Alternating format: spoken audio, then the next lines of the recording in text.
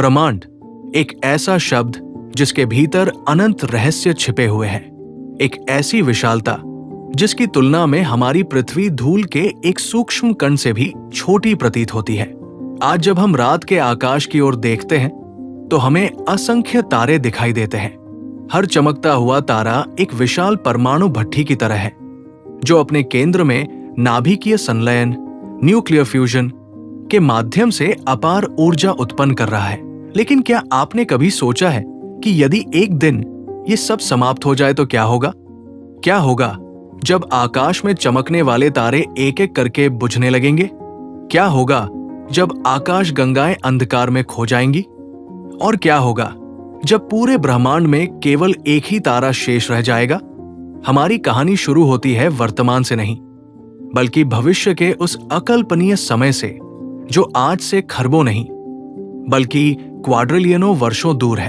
आज ब्रह्मांड लगभग 13.8 अरब वर्ष पुराना है। इसके भीतर लगभग 2 ट्रिलियन आकाश गंगाएं मौजूद हो सकती है। प्रत्येक आकाश गंगा में अरबों और खरबों तारे मौजूद हैं। हमारा सूर्य भी उन्हीं में से एक साधारण तारा है। लेकिन ब्रह्मांड हमेशा ऐसा नहीं रहेगा। वैज्ञानिकों के अनुसार ब्रह्मांड धीरे धीरे अपने तारकीय ईंधन को खो रहा है। अंतरिक्ष में मौजूद विशाल आणविक गैस बादल, जिन्हें मॉलिक्यूलर क्लाउड्स कहा जाता है, नए तारों के जन्म स्थान होते हैं। इन्हीं गैस बादलों के गुरुत्वाकर्षणीय पतन से नए तारे बनते हैं। परंतु हर नए तारे के जन्म के साथ ब्रह्मांड अपने भविष्य का थोड़ा सा ईंधन खो देता है। जितनी अधिक गैस तारों में परिवर्तित होती जाती है, उतना ही कम पदार्थ भविष्य के तारों के लिए बचता है। इसे वैज्ञानिक कॉस्मिक स्टार फॉर्मेशन रेट कहते हैं और ये दर पहले ही अपने चरम से बहुत नीचे आ चुकी है। लगभग 10 अरब वर्ष पहले ब्रह्मांड में तारों का निर्माण आज की तुलना में कई गुना अधिक तेजी से हो रहा था। उस समय आकाश गंगाएं युवा थी, गैस प्रचुर मात्रा में उपलब्ध थी और हर दिशा में नए तारों का जन्म हो रहा था। लेकिन अब स्थिति बदल रही है। हर गुजरते अरब वर्ष के साथ नए तारों का निर्माण धीमा होता जा रहा है, मानो पूरा ब्रह्मांड धीरे धीरे थक रहा हो। समय आगे बढ़ता है। 10 अरब वर्ष, 50 अरब वर्ष, 100 अरब वर्ष। ब्रह्मांड लगातार फैलता जा रहा है। इस विस्तार को कॉस्मिक एक्सपांशन कहा जाता है। ये विस्तार किसी विस्फोट के कारण नहीं, बल्कि स्वयं अंतरिक्ष के फैलने के कारण हो रहा है। जैसे जैसे अंतरिक्ष फैलता है, आकाश गंगाएं एक दूसरे से दूर होती जाती है। भविष्य में एक ऐसा समय आएगा जब अधिकांश आकाश गंगाएं हमारी लोकल ग्रुप से इतनी दूर चली जाएंगी कि उनका प्रकाश भी कभी हम तक नहीं पहुंच पाएगा। उस समय किसी भी सभ्यता के लिए पूरा ब्रह्मांड केवल एक ही आकाश गंगा तक सीमित दिखाई देगा। उन्हें यह भी पता नहीं होगा कि कभी अरबों अन्य आकाश गंगाएं भी अस्तित्व में थी। समय और आगे बढ़ता है। 1 ट्रिलियन वर्ष, 5 ट्रिलियन वर्ष, 10 ट्रिलियन वर्ष। अब ब्रह्मांड पहले जैसा नहीं दिखता। चमकीले नीले विशाल तारे बहुत पहले समाप्त हो चुके हैं। वे सुपरनोवा विस्फोटों में नष्ट होकर न्यूट्रॉन तारे, ब्लैक होल और श्वेत बौनों में बदल चुके हैं।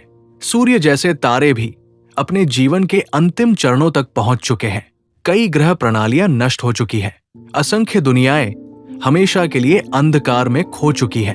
अब ब्रह्मांड पर छोटे लाल तारों का प्रभुत्व है। इन तारों को रेड ड्वार्फ्स कहा जाता है। ये ब्रह्मांड के सबसे लंबे समय तक जीवित रहने वाले तारे हैं। कुछ रेड ड्वार्फ तारे 10 ट्रिलियन वर्षों से भी अधिक समय तक जीवित रह सकते हैं। जब ब्रह्मांड के लगभग सभी बड़े तारे समाप्त हो चुके होंगे, तब भी ये छोटे लाल तारे शांतिपूर्वक चमक रहे होंगे। लेकिन अमरता इनके लिए भी संभव नहीं है, क्योंकि ब्रह्मांड का सबसे कठोर नियम है, हर ऊर्जा स्रोत एक दिन समाप्त होता है। जैसे जैसे ट्रिलियनों वर्ष बीतेंगे, रेड ड्वार्फ तारे भी अपना हाइड्रोजन ईंधन समाप्त करने लगेंगे। धीरे धीरे पूरे ब्रह्मांड में तारों की संख्या कम होती जाएगी। आकाश पहले से अधिक काला होता जाएगा। एक समय ऐसा आएगा जब किसी ग्रह पर खड़ा प्रेक्षक रात के आकाश में केवल कुछ गिने चुने तारे ही देख पाएगा।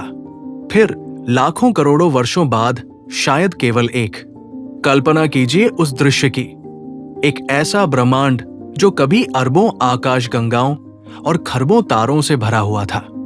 अब केवल कुछ कमजोर प्रकाश बिंदुओं तक सीमित रह गया है। चारों ओर अनंत अंधकार, अनंत शून्य और अनंत सन्नाटा। लेकिन कहानी यही समाप्त नहीं होती। ब्रह्मांड कभी जीवन और प्रकाश से भरा हुआ था। हर दिशा में अरबों आकाश गंगाएं फैली हुई थी। प्रत्येक आकाश गंगा में अरबों तारे चमकते थे।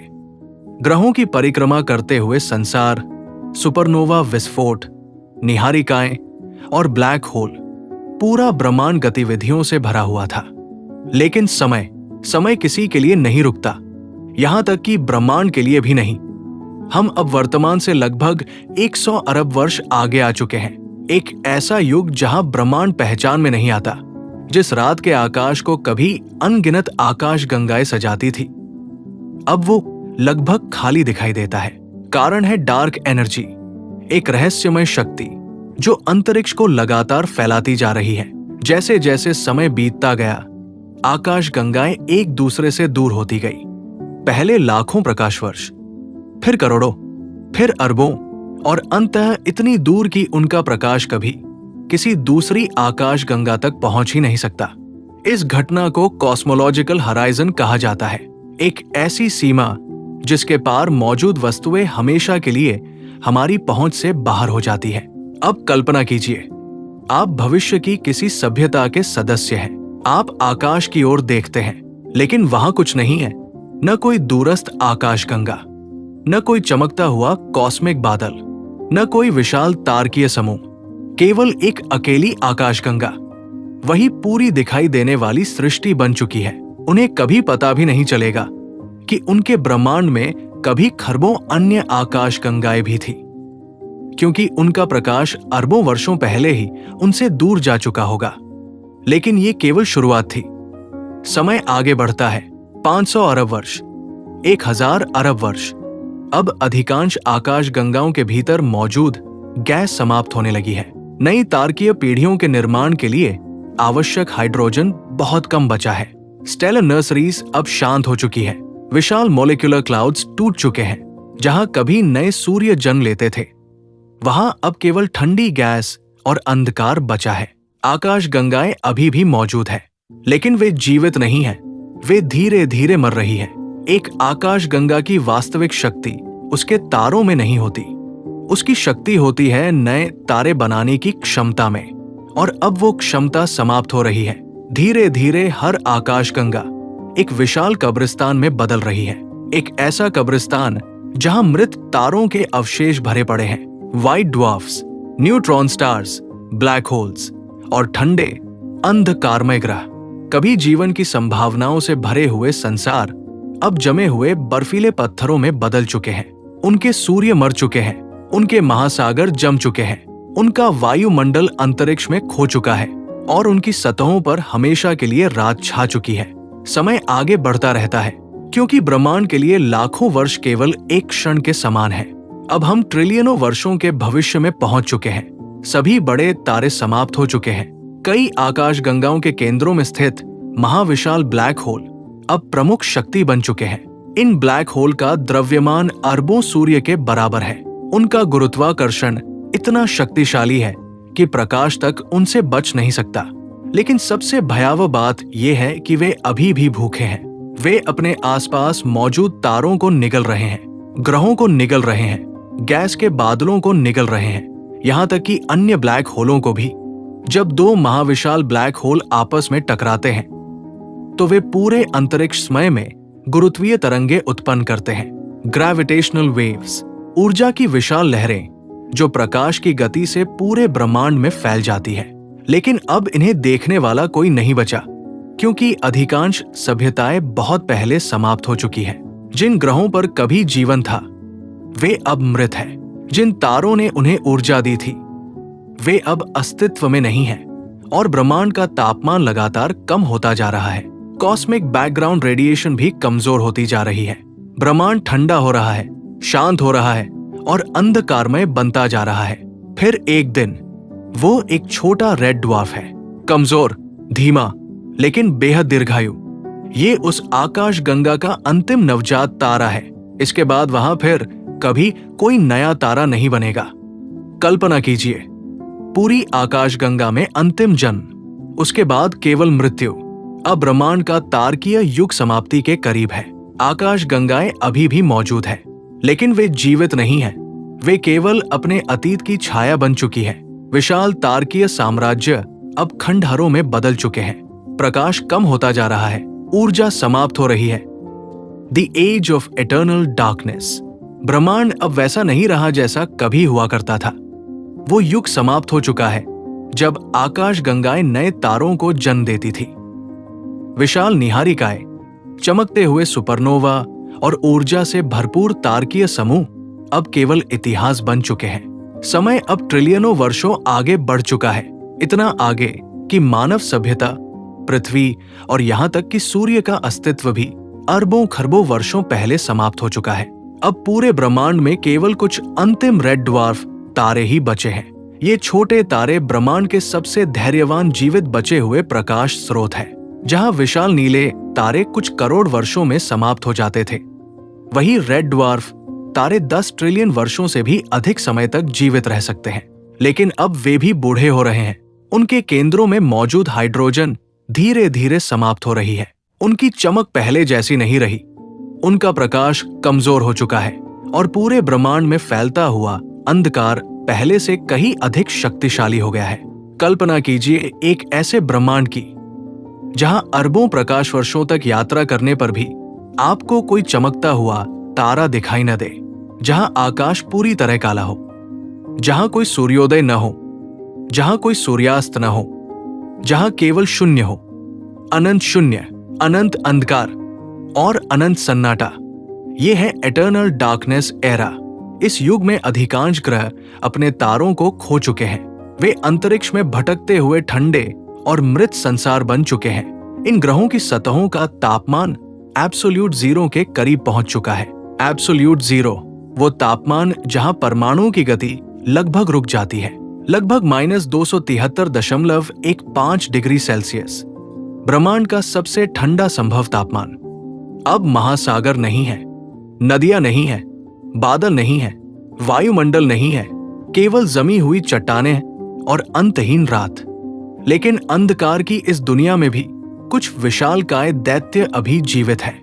ब्लैक होल, वे ब्रह्मांड के अंतिम शिकारी बन चुके हैं। जब तारे समाप्त हो गए तब भी ब्लैक होल जीवित रहे। जब आकाशगंगाएं बूढ़ी हो गई तब भी ब्लैक होल जीवित रहे। जब प्रकाश दुर्लभ हो गया तब भी ब्लैक होल जीवित रहे। उनका गुरुत्वाकर्षण अब पूरे ब्रह्मांड में सबसे प्रभावशाली शक्ति बन चुका है। वे मृत तारों को अपनी ओर खींच रहे हैं, व्हाइट ड्वार्फ्स को निगल रहे हैं, न्यूट्रॉन स्टार्स को निगल रहे हैं, यहां तक कि अन्य ब्लैक होल्स को भी। जब दो ब्लैक होल आपस में टकराते हैं तो पूरा अंतरिक्षमय कांप उठता है। लेकिन अब इन घटनाओं को देखने वाला कोई नहीं है, क्योंकि ब्रह्मांड लगभग निर्जीव हो चुका है। समय आगे बढ़ता रहता है। 100 ट्रिलियन वर्ष, 500 ट्रिलियन वर्ष, 1 क्वाड्रिलियन वर्ष। अब ब्रह्मांड में केवल कुछ अंतिम तारे बचे हैं। उनकी संख्या इतनी कम है कि 2 तारों के बीच की दूरी अरबों प्रकाश वर्षों तक पहुंच चुकी है। एक तारा दूसरे तारे को कभी नहीं देख सकता। हर तारा अपने अकेलेपन में चमक रहा है, मानो वे ब्रह्मांड के अंतिम दीपक हो। और फिर एक एक करके वे भी बुझने लगते हैं। पहले एक, फिर दूसरा, फिर तीसरा। हर बार जब कोई तारा समाप्त होता है, ब्रह्मांड का एक और हिस्सा हमेशा के लिए अंधकार में डूब जाता है। अब ब्रह्मांड में प्रकाश दुर्लभ नहीं रहा। प्रकाश लगभग विलुप्त हो चुका है। कुछ अंतिम रेड ड्वार्फ तारे अभी भी संघर्ष कर रहे हैं।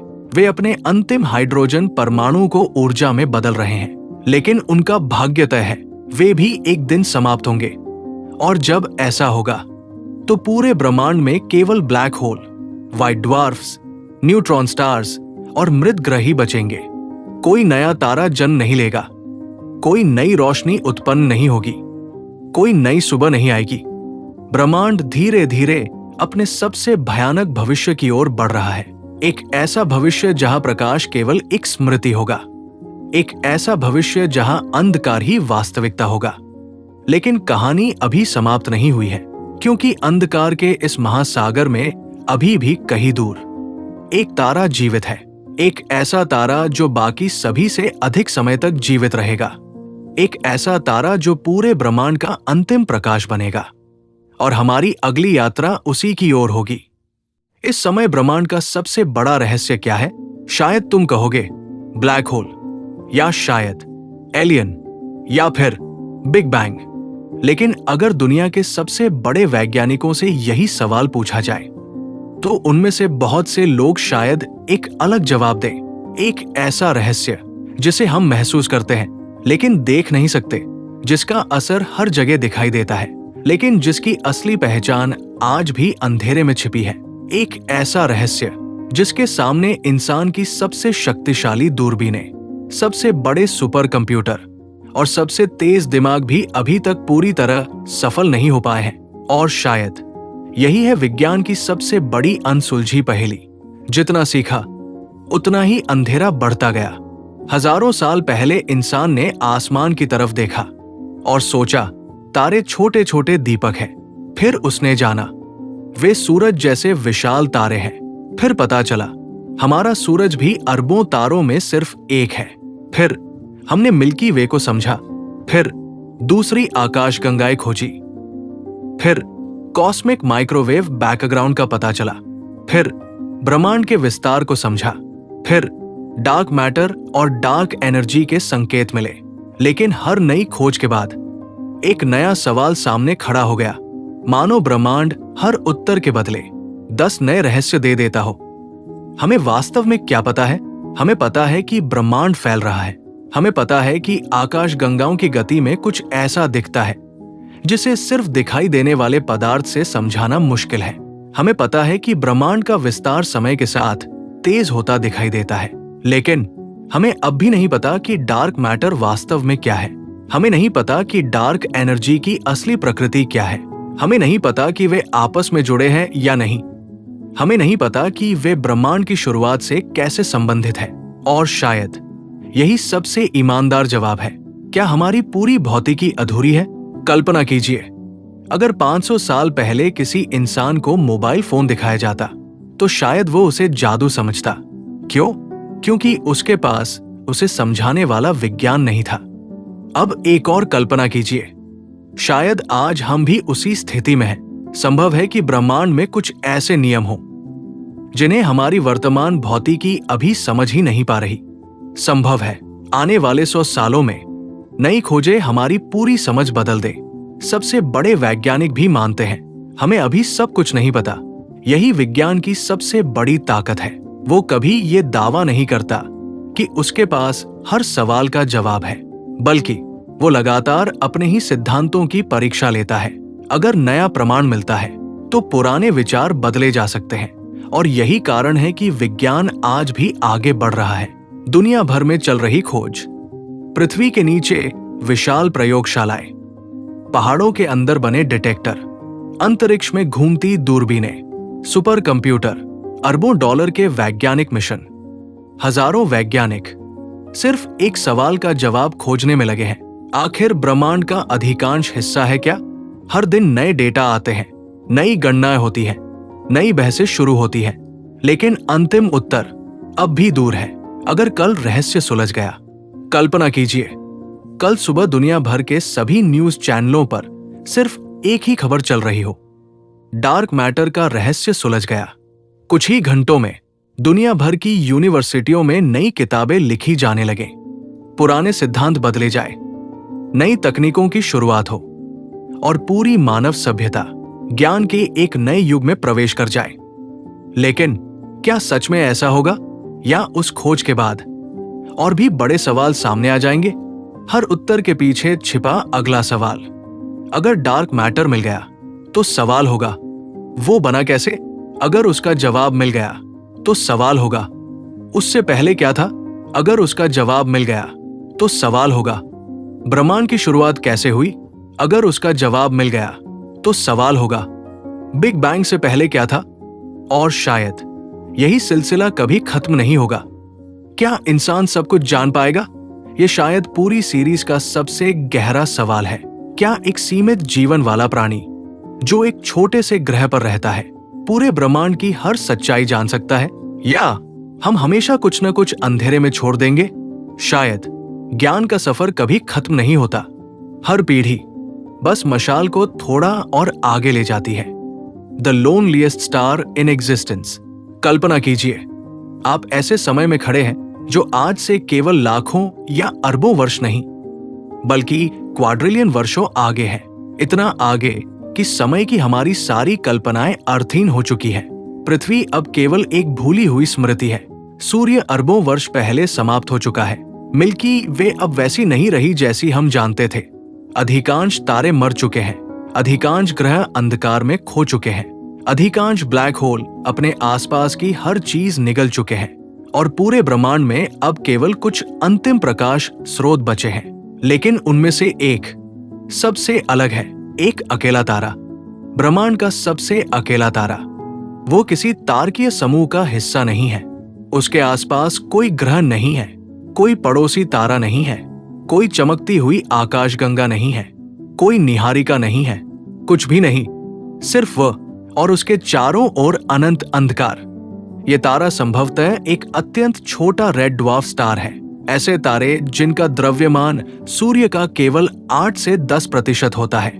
उनकी चमक बहुत कम होती है, लेकिन उनका जीवन काल अविश्वसनीय रूप से लंबा होता है। जहां सूर्य लगभग 10 अरब वर्षों तक जीवित रह सकता है, वही कुछ रेड ड्वार्फ तारे 10 ट्रिलियन वर्षों से भी अधिक समय तक चमक सकते हैं। इसी कारण वे ब्रह्मांड के अंतिम जीवित तारों में शामिल होंगे। समय आगे बढ़ता है। 10 क्वाड्रिलियन वर्ष, 20 क्वाड्रिलियन वर्ष, 50 क्वाड्रिलियन वर्ष।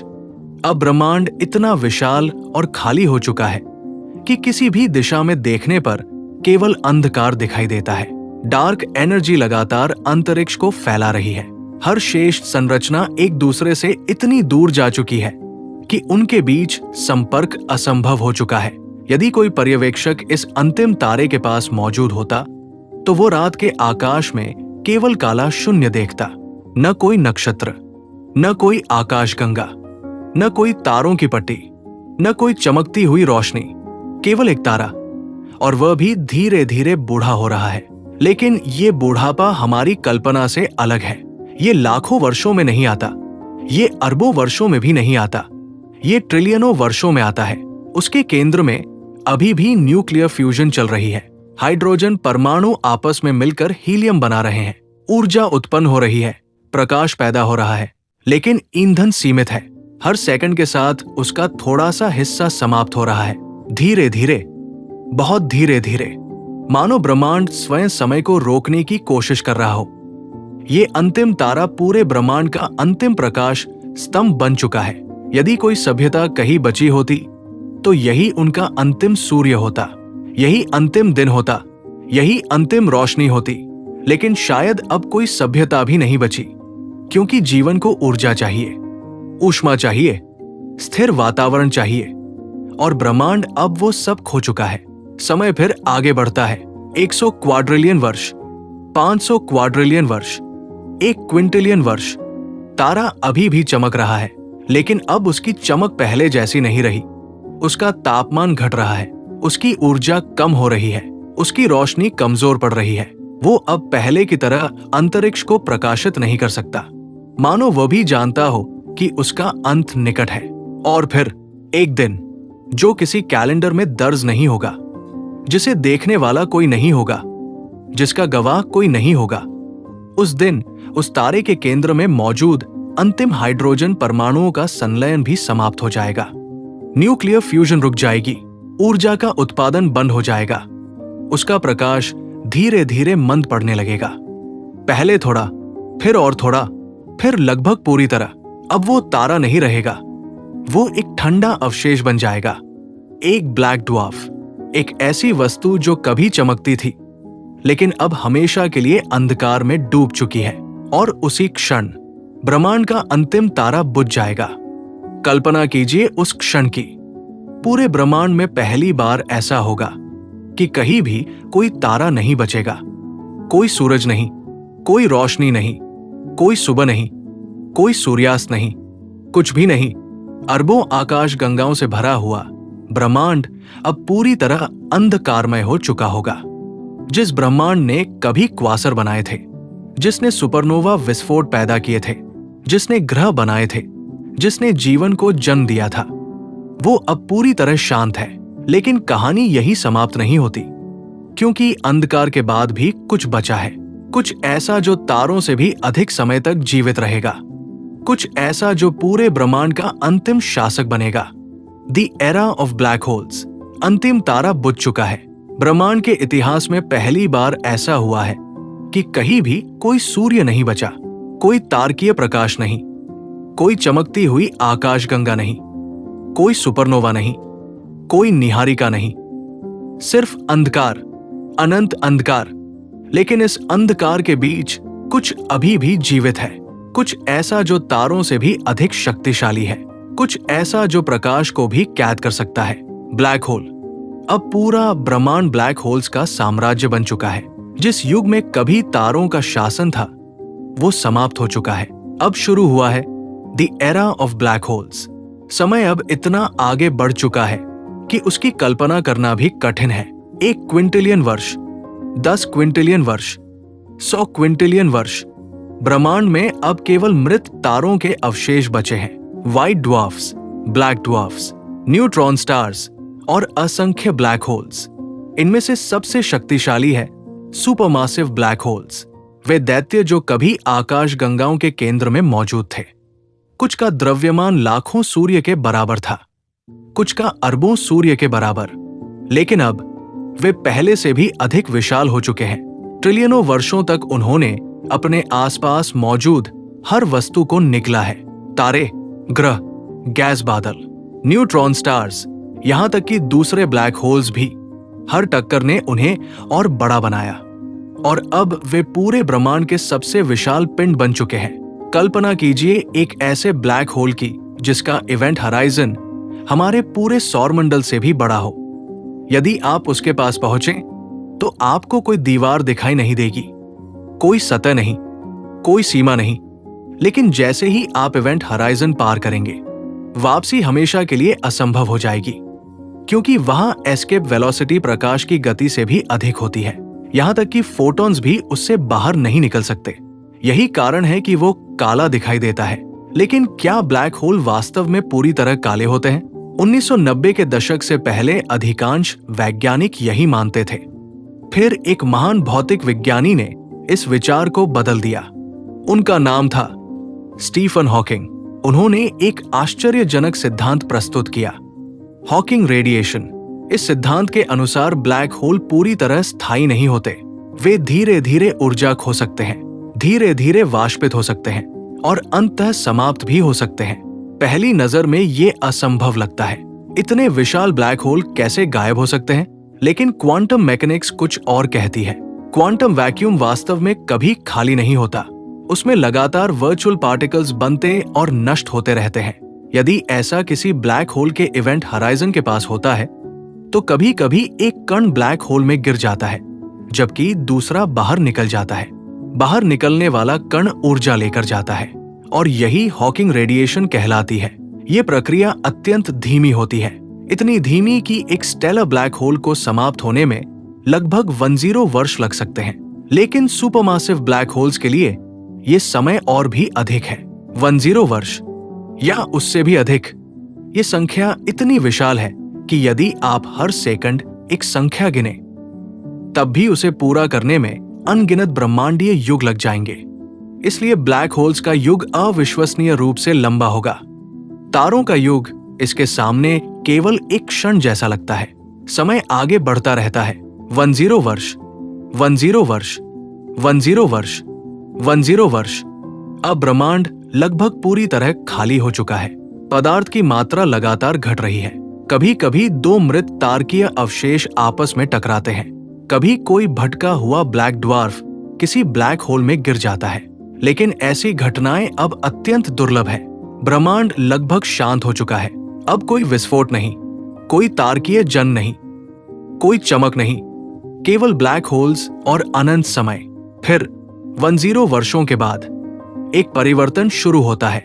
सबसे छोटे ब्लैक होल हॉकिंग रेडिएशन के कारण धीरे धीरे सिकुड़ने लगते हैं। उनका द्रव्यमान कम होता है, उनका इवेंट हराइजन छोटा होता जाता है। जैसे जैसे वे छोटे होते हैं, हॉकिंग रेडिएशन और तेज होती जाती है।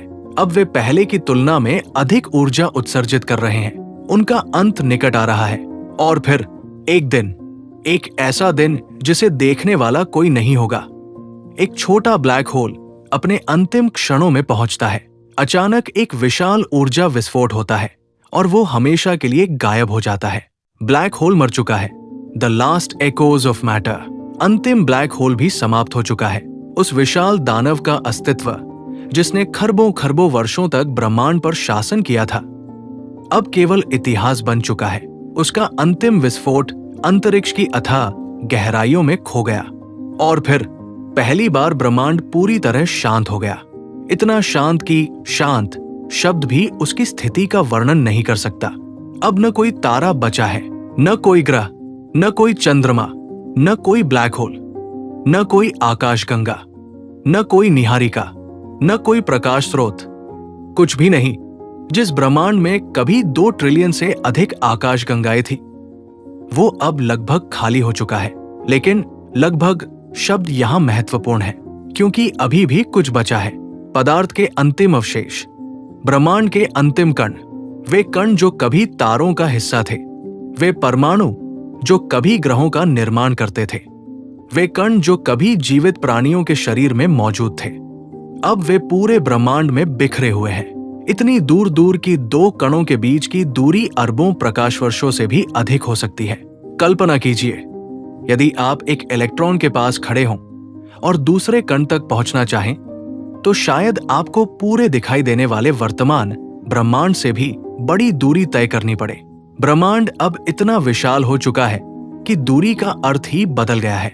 डार्क एनर्जी अभी भी सक्रिय है, अंतरिक्ष अभी भी फैल रहा है, और हर सेकंड के साथ शेष कण एक दूसरे से और दूर होते जा रहे हैं। अब कोई संरचना नहीं बची, कोई गुरुत्वीय प्रणाली नहीं, कोई सौरमंडल नहीं, कोई आकाशगंगा नहीं, केवल कुछ अकेले कण और अनंत शून्यता। समय आगे बढ़ता रहता है। 10 वर्ष, 10 वर्ष, 10 वर्ष, 10 वर्ष। ये संख्याएं इतनी विशाल है कि मानव भाषा उनके वास्तविक अर्थ को व्यक्त नहीं कर सकती। यदि ब्रह्मांड का पूरा वर्तमान इतिहास 1 सेकंड के बराबर हो, तब भी ये समय सीमाएं उससे अकल्पनीय रूप से बड़ी होंगी। अब तापमान लगभग एब्सोल्यूट 0 तक पहुंच चुका है। कॉस्मिक माइक्रोवेव बैकग्राउंड रेडिएशन लगभग पूरी तरह समाप्त हो चुकी है। ऊर्जा का स्तर अत्यंत निम्न हो चुका है। थर्मोडायनामिक्स का दूसरा नियम अपना अंतिम प्रभाव दिखा रहा है। एंट्रोपी लगातार बढ़ रही है। एंट्रोपी अर्थात अव्यवस्था। ब्रह्मांड धीरे धीरे अधिकतम एंट्रोपी की अवस्था की ओर बढ़ रहा है। एक ऐसी अवस्था जहां ऊर्जा समान रूप से फैल चुकी होगी, जहां किसी भी प्रकार का कार्य संभव नहीं होगा, जहां किसी भी संरचना का निर्माण नहीं हो सकेगा, जहां कोई परिवर्तन नहीं होगा। वैज्ञानिक इस स्थिति को कहते हैं heat death of the universe, ब्रह्मांड की ऊष्मीय मृत्यु।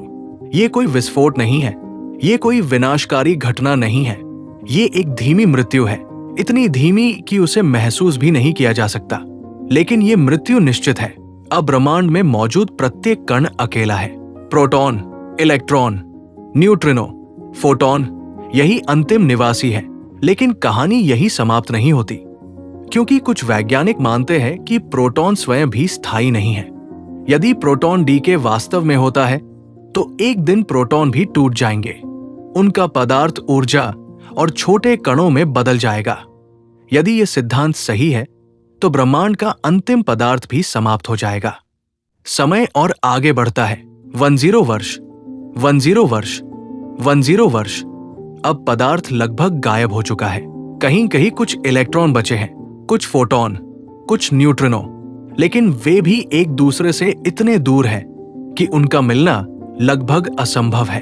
अब पूरे ब्रह्मांड में कोई कहानी नहीं बची, कोई घटना नहीं बची, कोई परिवर्तन नहीं बचा, केवल खाली अंतरिक्ष और उसमें तैरते हुए कुछ अंतिम कण। कल्पना कीजिए उस दृश्य की। यदि कोई पर्यवेक्षक अभी भी मौजूद होता, तो वो चारों ओर केवल काला शून्य देखता।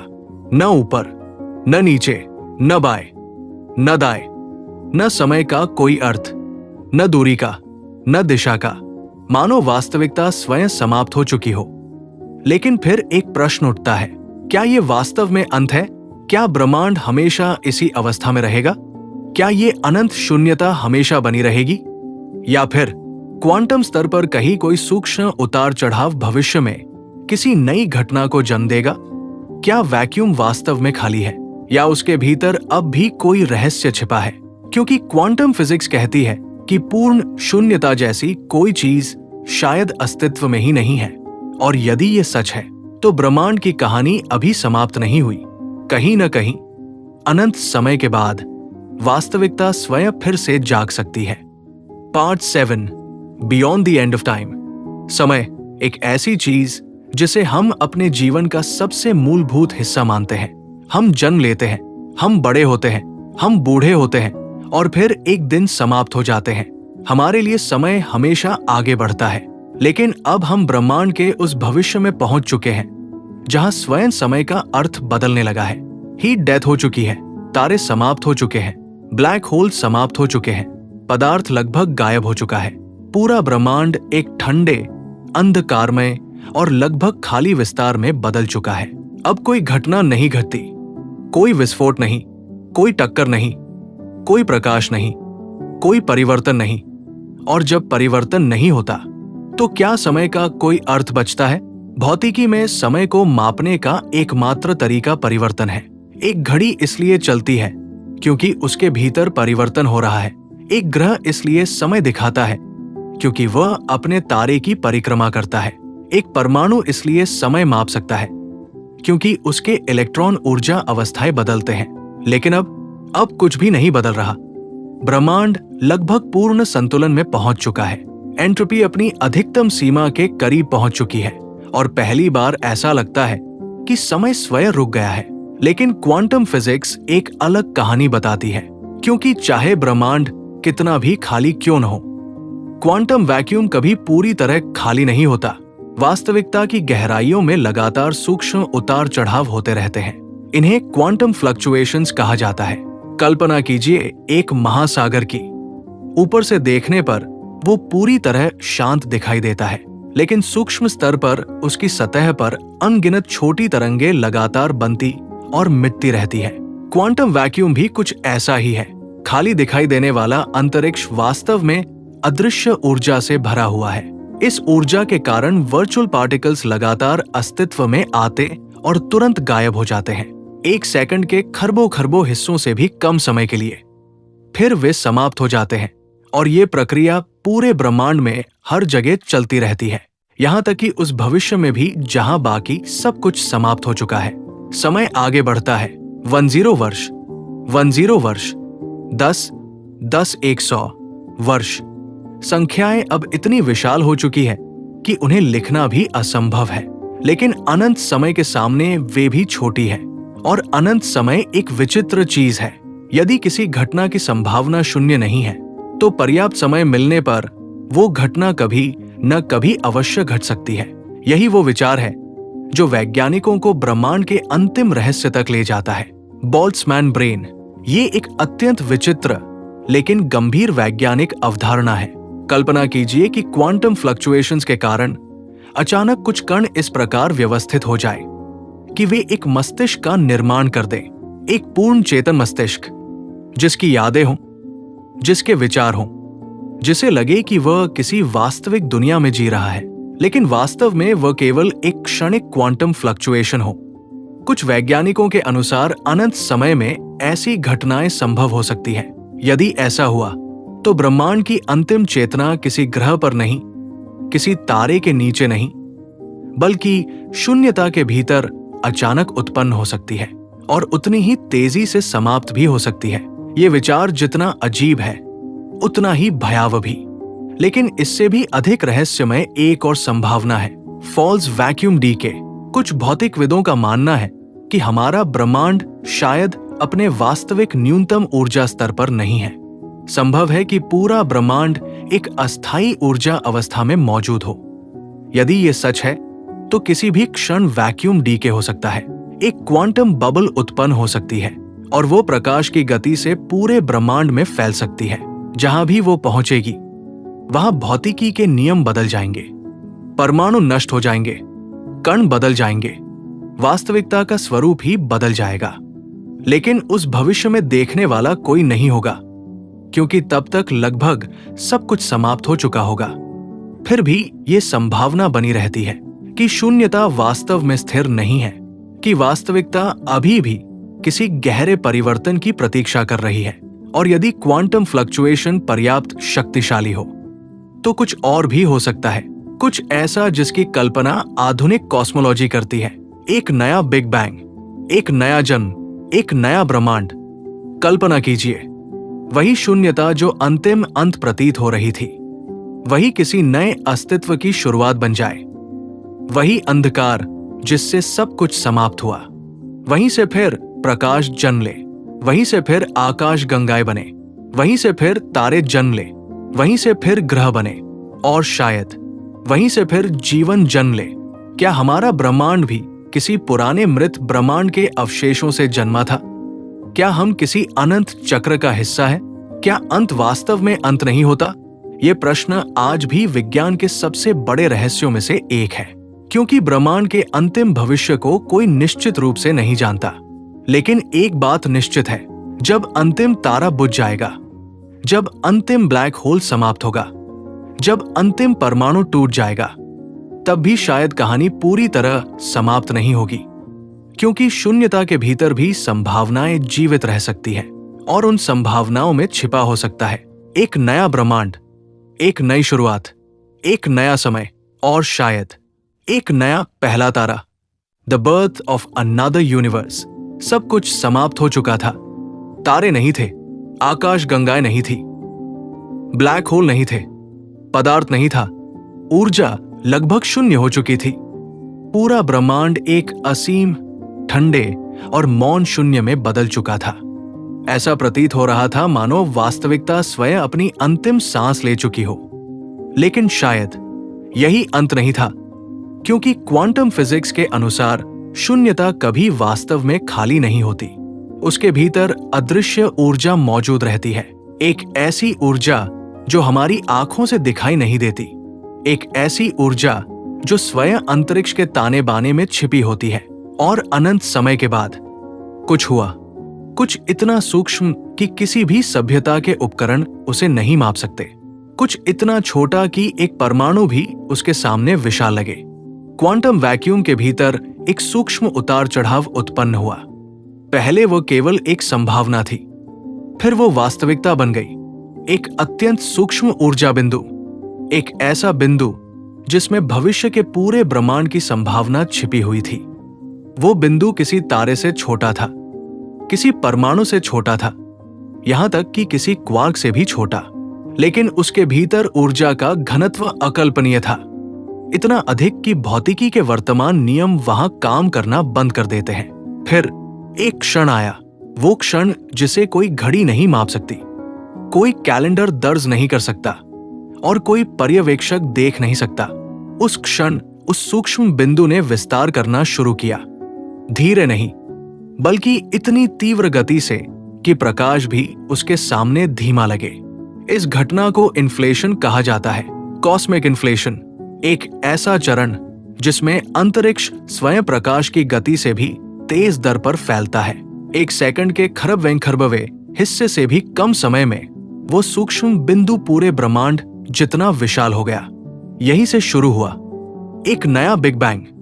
लेकिन ये हमारे ब्रह्मांड वाला बिग बैंग नहीं था, ये एक नया ब्रह्मांड था, एक नई वास्तविकता, एक नया स्पेस टाइम, एक नया इतिहास, और शायद एक नए भविष्य का जन्म। पहले केवल ऊर्जा थी, इतनी अधिक ऊर्जा की पदार्थ अस्तित्व में नहीं रह सकता था।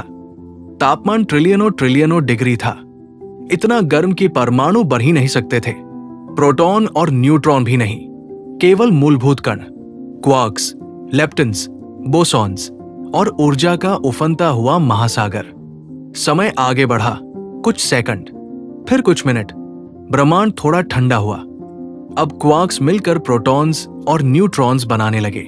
पहली बार पदार्थ अस्तित्व में आया, वास्तविकता का पहला निर्माण। कुछ लाख वर्षों बाद तापमान और कम हुआ। अब इलेक्ट्रॉन और प्रोटॉन मिलकर हाइड्रोजन बनाने लगे।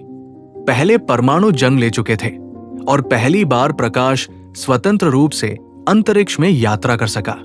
ये वही प्रकाश था जिसे भविष्य में कॉस्मिक माइक्रोवेव बैकग्राउंड रेडिएशन कहा जाएगा। ब्रह्मांड अभी भी अंधकारमय था क्योंकि कोई तारा नहीं था, लेकिन अब उसके भीतर तारों के जन्म के बीज मौजूद थे।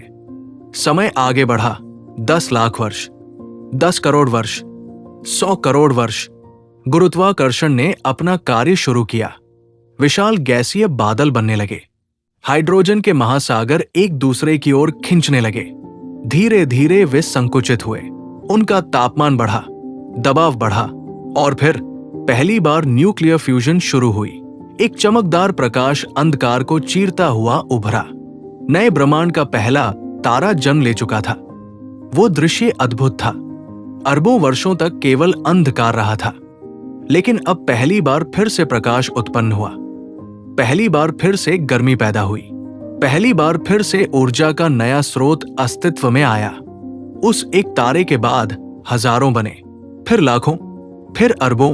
आकाश गंगाएं बनने लगी, तारकीय समूह बनने लगे, सुपरनोवा विस्फोट शुरू हुए, भारी तत्व बनने लगे। कार्बन, ऑक्सीजन, लोहा, सिलिकॉन, वे सभी तत्व जो भविष्य में ग्रहों और जीवन का आधार बनेंगे। और फिर अरबों वर्षों बाद ग्रह बनने लगे। कुछ गर्म थे, कुछ बर्फीले, कुछ गैस दानव और कुछ बिल्कुल पृथ्वी जैसे। उन ग्रहों में से किसी एक पर, किसी महासागर के भीतर, किसी रासायनिक प्रतिक्रिया ने स्वयं को दोहराना शुरू किया और शायद वहीं से जीवन की शुरुआत हुई। फिर विकास, फिर बुद्धिमत्ता, फिर सभ्यताएं। और शायद किसी रात आकाश की ओर देखते हुए किसी जीव ने वही प्रश्न पूछा होगा जो हम आज पूछते हैं, ब्रह्मांड कहां से आया? उसे शायद कभी पता न चले कि उसका ब्रह्मांड किसी पुराने मृत ब्रह्मांड के बाद जन्मा था। उसे शायद कभी पता न चले कि उससे पहले भी एक ब्रह्मांड था, एक ऐसा ब्रह्मांड जिसमें पृथ्वी थी, सूर्य था, आकाश गंगाएं थी और एक अंतिम तारा था जो बहुत समय पहले बुझ चुका था। लेकिन उसकी कहानी समाप्त नहीं हुई, क्योंकि उसके अंत ने ही एक नई शुरुआत को जन्म दिया। और शायद यही ब्रह्मांड का सबसे बड़ा रहस्य है कि अंत और शुरुआत वास्तव में अलग अलग नहीं है। वे एक ही अनंत चक्र के दो हिस्से हैं। एक ब्रह्मांड समाप्त होता है, दूसरा जन्म लेता है, फिर वो भी बूढ़ा होता है, फिर समाप्त होता है और फिर शायद एक और नया ब्रह्मांड जन्म लेता है, अनंत बार, अनंत काल तक। क्योंकि शायद ब्रह्मांड का वास्तविक अंत कभी होता ही नहीं। Part 9, the first star in the new universe. एक नया ब्रह्मांड जन्म ले चुका था। पुराने ब्रह्मांड की अंतिम रोशनी अरबों अरबों युग पहले बुझ चुकी थी। अंतिम ब्लैक होल भी समाप्त हो चुका था और फिर शून्यता की गहराइयों से एक नई वास्तविकता का उदय हुआ। एक नया स्पेस टाइम, एक नया कॉस्मिक इतिहास, एक नया भविष्य। लेकिन अभी ये नया ब्रह्मांड वैसा नहीं था जैसा हम आज देखते हैं। न कोई तारा था, न कोई ग्रह, न कोई आकाशगंगा। सिर्फ हाइड्रोजन और हीलियम की विशाल गैसीय धुंध पूरे अंतरिक्ष में फैली हुई थी। चारों ओर अंधकार था। इसे वैज्ञानिक भाषा में कॉस्मिक डार्क एजेस कहा जाता है। ब्रह्मांड जीवित था, लेकिन उसमें अभी तक कोई प्रकाश स्रोत मौजूद नहीं था। कल्पना कीजिए एक ऐसे ब्रह्मांड की जहां अरबों प्रकाश वर्ष तक यात्रा करने पर भी आपको एक भी तारा दिखाई न दे। हर दिशा में केवल गैस और केवल अंधकार। समय आगे बढ़ता है। 10 मिलियन वर्ष, 50 मिलियन वर्ष, 100 मिलियन वर्ष। अब गुरुत्वाकर्षण अपनी शक्ति दिखाने लगा है। डार्क मैटर के विशाल बादल हाइड्रोजन गैस को अपनी ओर खींच रहे हैं। विशाल गैसीय क्षेत्र धीरे धीरे सिकुड़ने लगे हैं। उनका तापमान बढ़ रहा है, उनका घनत्व बढ़ रहा है और उनके भीतर ऊर्जा जमा होने लगी है। हर सेकंड लाखों करोड़ों टन गैस एक ही केंद्र की ओर गिर रही है।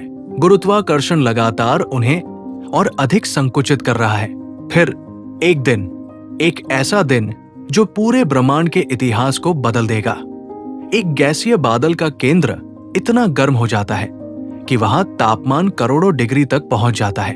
दबाव अकल्पनीय हो जाता है और अचानक हाइड्रोजन फ्यूजन शुरू हो जाती है।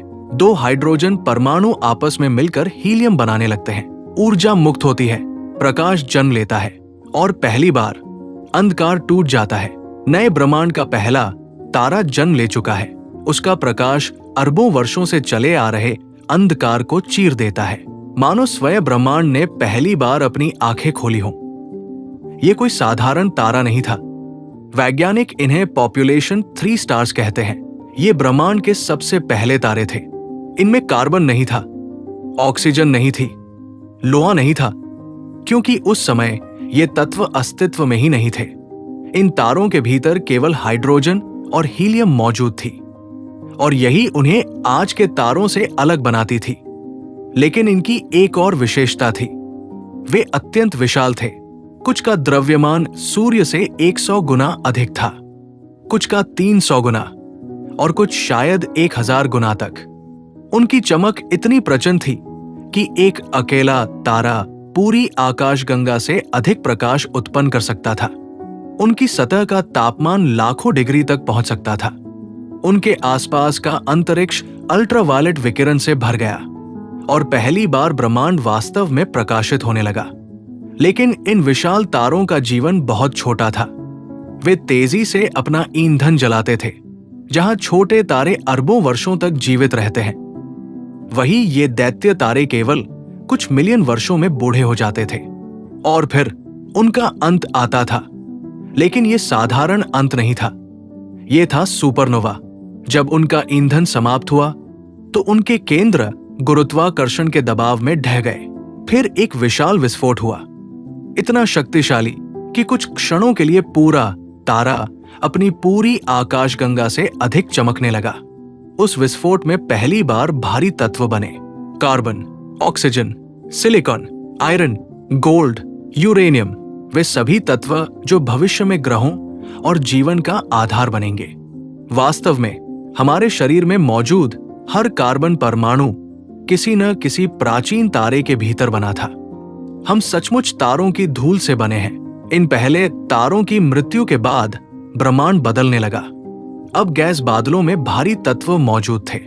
नई पीढ़ी के तारे बनने लगे, उनके आसपास ग्रह बनने लगे, विशाल तारकीय समूह बनने लगे और धीरे धीरे पहली आकाशगंगाएं आकार लेने लगी। अंधकार का युग समाप्त हो चुका था, अब प्रकाश का युग शुरू हो चुका था।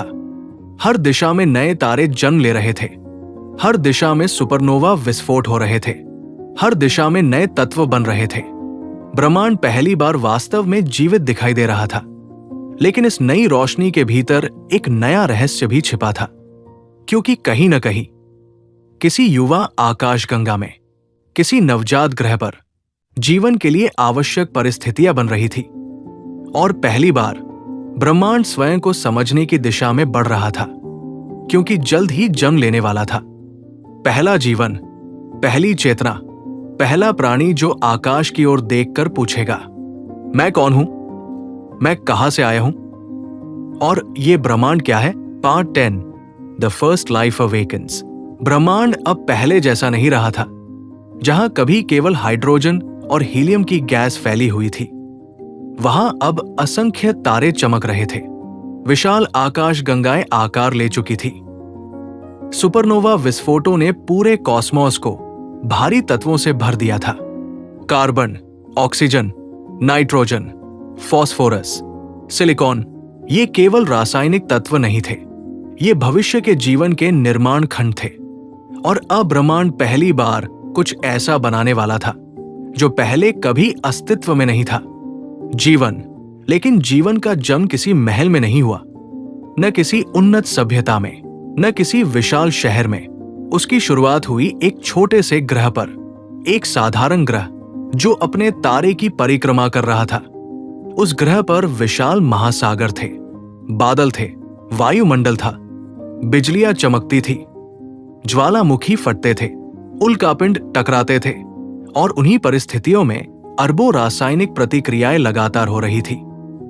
लाखों वर्षों तक कुछ विशेष नहीं हुआ, फिर करोड़ों वर्षों तक भी नहीं।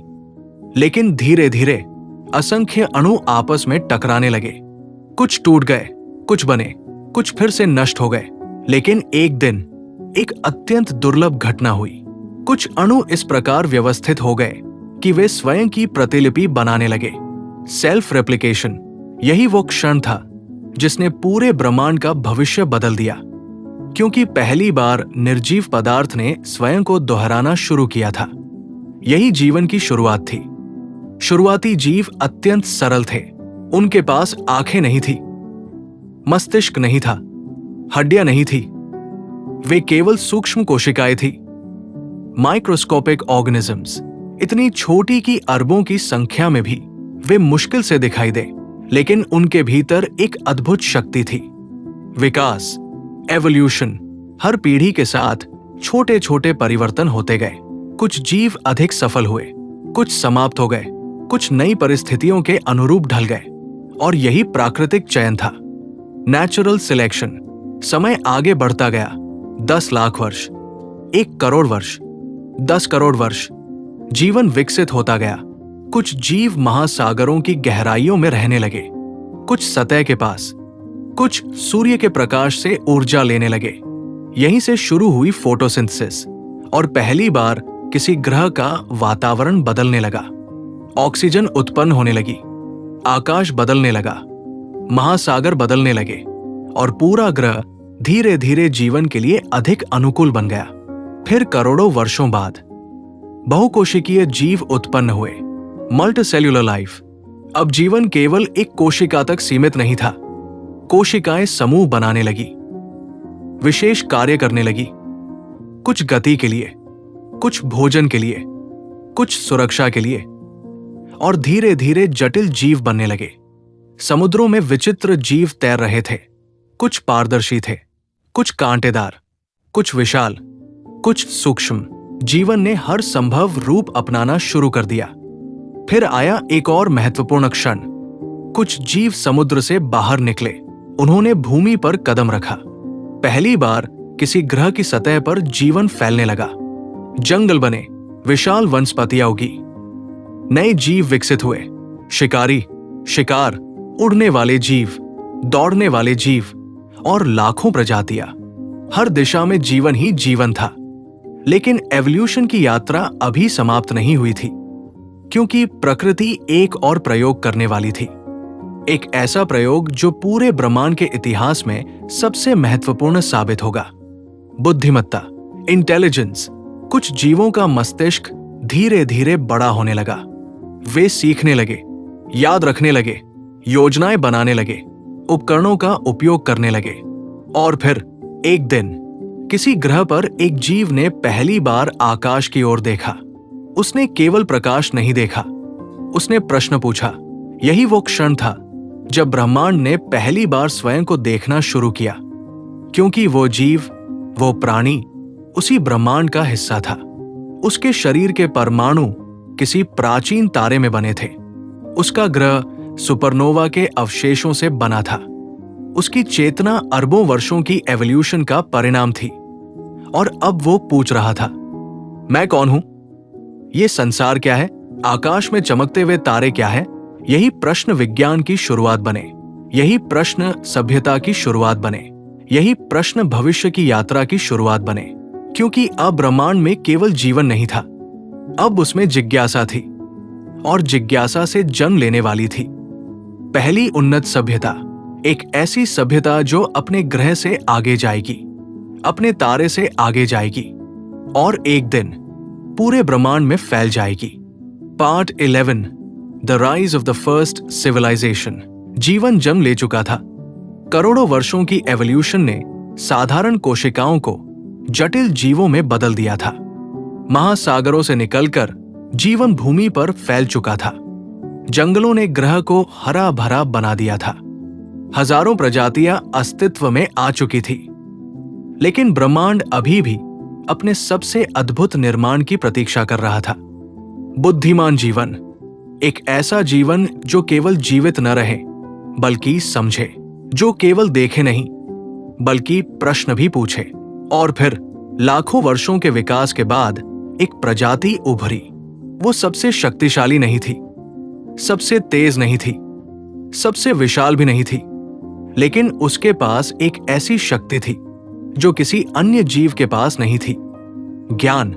उसका मस्तिष्क लगातार विकसित हो रहा था। वो पैटर्न पहचान सकती थी, वो भविष्य की योजना बना सकती थी, वो सीख सकती थी, और सबसे महत्वपूर्ण, वो अपनी जानकारी अगली पीढ़ी तक पहुंचा सकती थी। यहीं से सभ्यता की शुरुआत हुई। शुरुआत में वे छोटे समूह में रहते थे, गुफाओं में, जंगलों में, नदियों के किनारे। उनके पास कोई तकनीक नहीं थी, कोई विज्ञान नहीं था, लेकिन उनके भीतर जिज्ञासा थी, और जिज्ञासा ही किसी भी महान सभ्यता का पहला कदम होती है।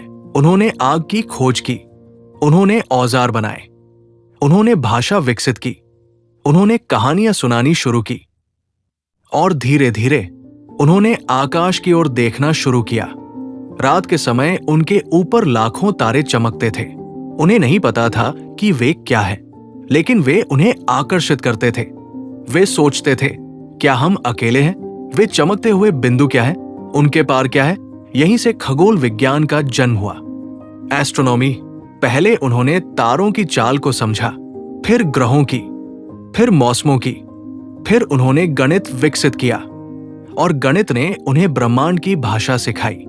समय बीतता गया, हजारों वर्ष, दसियों हजार वर्ष, लाखों वर्ष।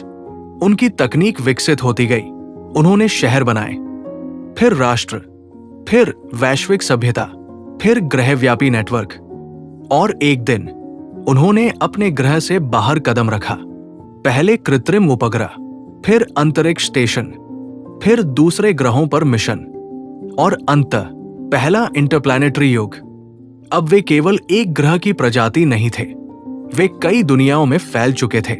उनकी सभ्यता तेजी से आगे बढ़ रही थी। Artificial intelligence, quantum computing, fusion energy, nanotechnology, हर नई खोज उन्हें और शक्तिशाली बना रही थी। लेकिन उनकी सबसे बड़ी उपलब्धि अभी बाकी थी। एक दिन उन्होंने अपने तारे की पूरी ऊर्जा का उपयोग करना सीख लिया। उन्होंने उसके चारों ओर विशाल ऊर्जा संरचनाएं बनाई। पूरी आकाशगंगा में फैल चुकी उस महान सभ्यता को लगता था कि अब उनके लिए कोई रहस्य शेष नहीं बचा है। उन्होंने तारों की ऊर्जा को नियंत्रित कर लिया था, उन्होंने ग्रहों को रहने योग्य बना लिया था, उन्होंने अंतरिक्ष और समय को मोड़ना सीख लिया था, उन्होंने लाखों दुनियाओं को आपस में जोड़ दिया था। लेकिन एक प्रश्न अब भी अनुत्तरित था, क्या वे ब्रह्मांड में अकेले हैं? हजारों वर्षों तक उन्होंने संकेत खोजे, रेडियो तरंगे, लेजर बीकन, क्वांटम संचार पैटर्न, लेकिन उन्हें कुछ नहीं मिला, सिर्फ सन्नाटा, एक भयानक, अंतहीन सन्नाटा। फिर एक दिन आकाशगंगा के बाहरी क्षेत्र में स्थित एक विशाल डीप स्पेस ऑब्जर्वेटरी ने कुछ असामान्य दर्ज किया। पहले वैज्ञानिकों को लगा कि ये कोई त्रुटि है, शायद सेंसर की खराबी, शायद कोई कॉस्मिक किरण। लेकिन फिर वो संकेत दोबारा आया, और फिर तीसरी बार। वो प्राकृतिक नहीं था, उसमें एक पैटर्न था, एक क्रम था, एक गणितीय संरचना। पूरी सभ्यता स्तब्ध रह गई। ये पहली बार था जब उन्हें किसी बुद्धिमान स्रोत का संभावित प्रमाण मिला था। संकेत अरबों किलोमीटर दूर से नहीं आ रहा था, न किसी निकटवर्ती तारे से। वो आ रहा था आकाशगंगा के सबसे अंधकारमय क्षेत्रों में से एक से, एक ऐसे क्षेत्र से जहां कोई तारा नहीं था, कोई ग्रह नहीं था, कोई ज्ञात संरचना नहीं थी। फिर भी वहां से संदेश आ रहा था। वैज्ञानिकों ने वर्षों तक उसका विश्लेषण किया। सुपर कंप्यूटर लगाए गए, क्वांटम एआई सक्रिय किए गए, और धीरे धीरे संदेश का पहला भाग समझ में आने लगा। उसमें अभाज्य संख्याओं का क्रम था, 2, 3, 5, 7, 11, 13। ये प्रकृति नहीं कर सकती थी, ये बुद्धिमत्ता का प्रमाण था। पूरे ज्ञात ब्रह्मांड में उत्साह फैल गया। क्या ये किसी दूसरी सभ्यता का संदेश था? क्या वे अंततः अकेले नहीं थे? लेकिन जैसे जैसे संदेश डिकोड होता गया, उत्साह भय में बदलने लगा, क्योंकि संदेश कोई अभिवादन नहीं था, न कोई परिचय, न कोई वैज्ञानिक जानकारी। संदेश केवल एक चेतावनी थी, एक छोटा सा वाक्य, मत खोजो, बस इतना ही। 2 शब्द, लेकिन उन 2 शब्दों ने पूरी सभ्यता को हिला दिया। मत खोजो। किसे मत खोजो? क्यों? किससे खतरा है? वैज्ञानिकों ने स्रोत की दिशा में जांच शुरू की। विशाल अंतरतारकीय यान भेजे गए, स्वचालित प्रोब्स भेजे गए। सैकड़ों वर्षों तक वे यात्रा करते रहे और अंततः वे उस स्थान पर पहुंचे जहां से संकेत आ रहा था। लेकिन वहां कुछ भी नहीं था। न कोई ग्रह, न कोई तारा, न कोई स्टेशन, कुछ भी नहीं। सिर्फ एक विशाल अंधकारमय क्षेत्र, मानो अंतरिक्ष का एक हिस्सा पूरी तरह खाली हो। फिर प्रोब्स ने कुछ और देखा। वहां भौतिकी के नियम सामान्य नहीं थे। स्पेस टाइम में विचित्र विकृतियां थी। गुरुत्वाकर्षण अनियमित था और समय की गति भी बदल रही थी। ऐसा लग रहा था मानो वास्तविकता स्वयं घायल हो चुकी हो। फिर अचानक एक प्रोब गायब हो गया। कोई विस्फोट नहीं, कोई चेतावनी नहीं, वो बस अस्तित्व से मिट गया। कुछ क्षण बाद दूसरा, फिर तीसरा, और फिर पूरे अभियान से संपर्क टूट गया। अब भय वास्तविक था, क्योंकि ब्रह्मांड में ऐसा कुछ मौजूद था जिसे उनकी सबसे उन्नत तकनीक भी समझ नहीं पा रही थी। लेकिन सबसे डरावनी खोज अभी बाकी थी। अंतिम प्रोब से प्राप्त डेटा में एक छवि थी, बहुत धुंधली, बहुत अस्पष्ट, लेकिन उसमें कुछ दिखाई दे रहा था। कुछ इतना विशाल कि उसका आकार पूरे सौरमंडल से भी बड़ा प्रतीत हो रहा था। कोई संरचना, कोई वस्तु, या शायद कोई जीव। और उसके ठीक बाद डेटा समाप्त हो गया। अब पूरी सभ्यता के सामने एक नया प्रश्न खड़ा था। क्या उन्होंने किसी प्राचीन सुपर सिविलाइजेशन के अवशेष खोजे थे? क्या ये किसी ऐसे अस्तित्व का संकेत था जो आकाश गंगाओं से भी पुराना था? या फिर क्या ब्रह्मांड में कुछ ऐसा मौजूद था जो कभी देखा ही नहीं जाना चाहता था? और इसी प्रश्न का उत्तर खोजने के लिए इतिहास का सबसे बड़ा अभियान शुरू होने वाला था। एक अभियान जो उन्हें ज्ञात ब्रह्मांड की सीमाओं से भी आगे ले जाएगा, जहां उनका सामना होगा एक ऐसी शक्ति से जो शायद स्वयं तारों से भी पुरानी है। The ancient structure beyond the stars. पूरी सभ्यता स्तब्ध थी। वो धुंधली छवि बार बार विश्लेषित की जा रही थी। सैकड़ों सुपर कंप्यूटर, हजारों क्वांटम एआई, लाखों वैज्ञानिक, सब एक ही प्रश्न का उत्तर खोज रहे थे। वो क्या था? वो वस्तु इतनी विशाल थी कि उसकी तुलना किसी ग्रह, तारे या ब्लैक होल से नहीं की जा सकती थी। उसका आकार पूरे सौरमंडल से भी बड़ा प्रतीत हो रहा था। लेकिन सबसे विचित्र बात उसका आकार नहीं था। सबसे विचित्र बात थी उसकी संरचना। वो प्राकृतिक नहीं लग रही थी। उसमें ज्यामितीय पैटर्न थे, पूर्ण समरूपता थी, ऐसी सटीकता जो केवल बुद्धिमान निर्माण में ही संभव थी। यदि ये वास्तव में एक कृत्रिम संरचना थी, तो उसे बनाने वाली सभ्यता कितनी उन्नत रही होगी? ये प्रश्न पूरे ज्ञात ब्रह्मांड में फैल गया। और फिर इतिहास का सबसे बड़ा अभियान शुरू हुआ। उसका नाम रखा गया प्रोजेक्ट हराइजन। इस मिशन का उद्देश्य केवल एक था, उस संरचना तक पहुंचना और उसका रहस्य जानना। हजारों विशाल अंतरिक्ष यान तैयार किए गए। उनमें सबसे उन्नत एआई लगाए गए, सबसे शक्तिशाली ऊर्जा प्रणालियां, सबसे विकसित क्वांटम इंजन। ये केवल एक खोज अभियान नहीं था, ये पूरे ब्रह्मांड के इतिहास की सबसे महत्वपूर्ण यात्रा थी। क्योंकि पहली बार किसी सभ्यता को अपने से कहीं अधिक प्राचीन बुद्धिमत्ता के संकेत मिले थे। यात्रा शुरू हुई। जहाज वर्महोल्स के माध्यम से आगे बढ़े।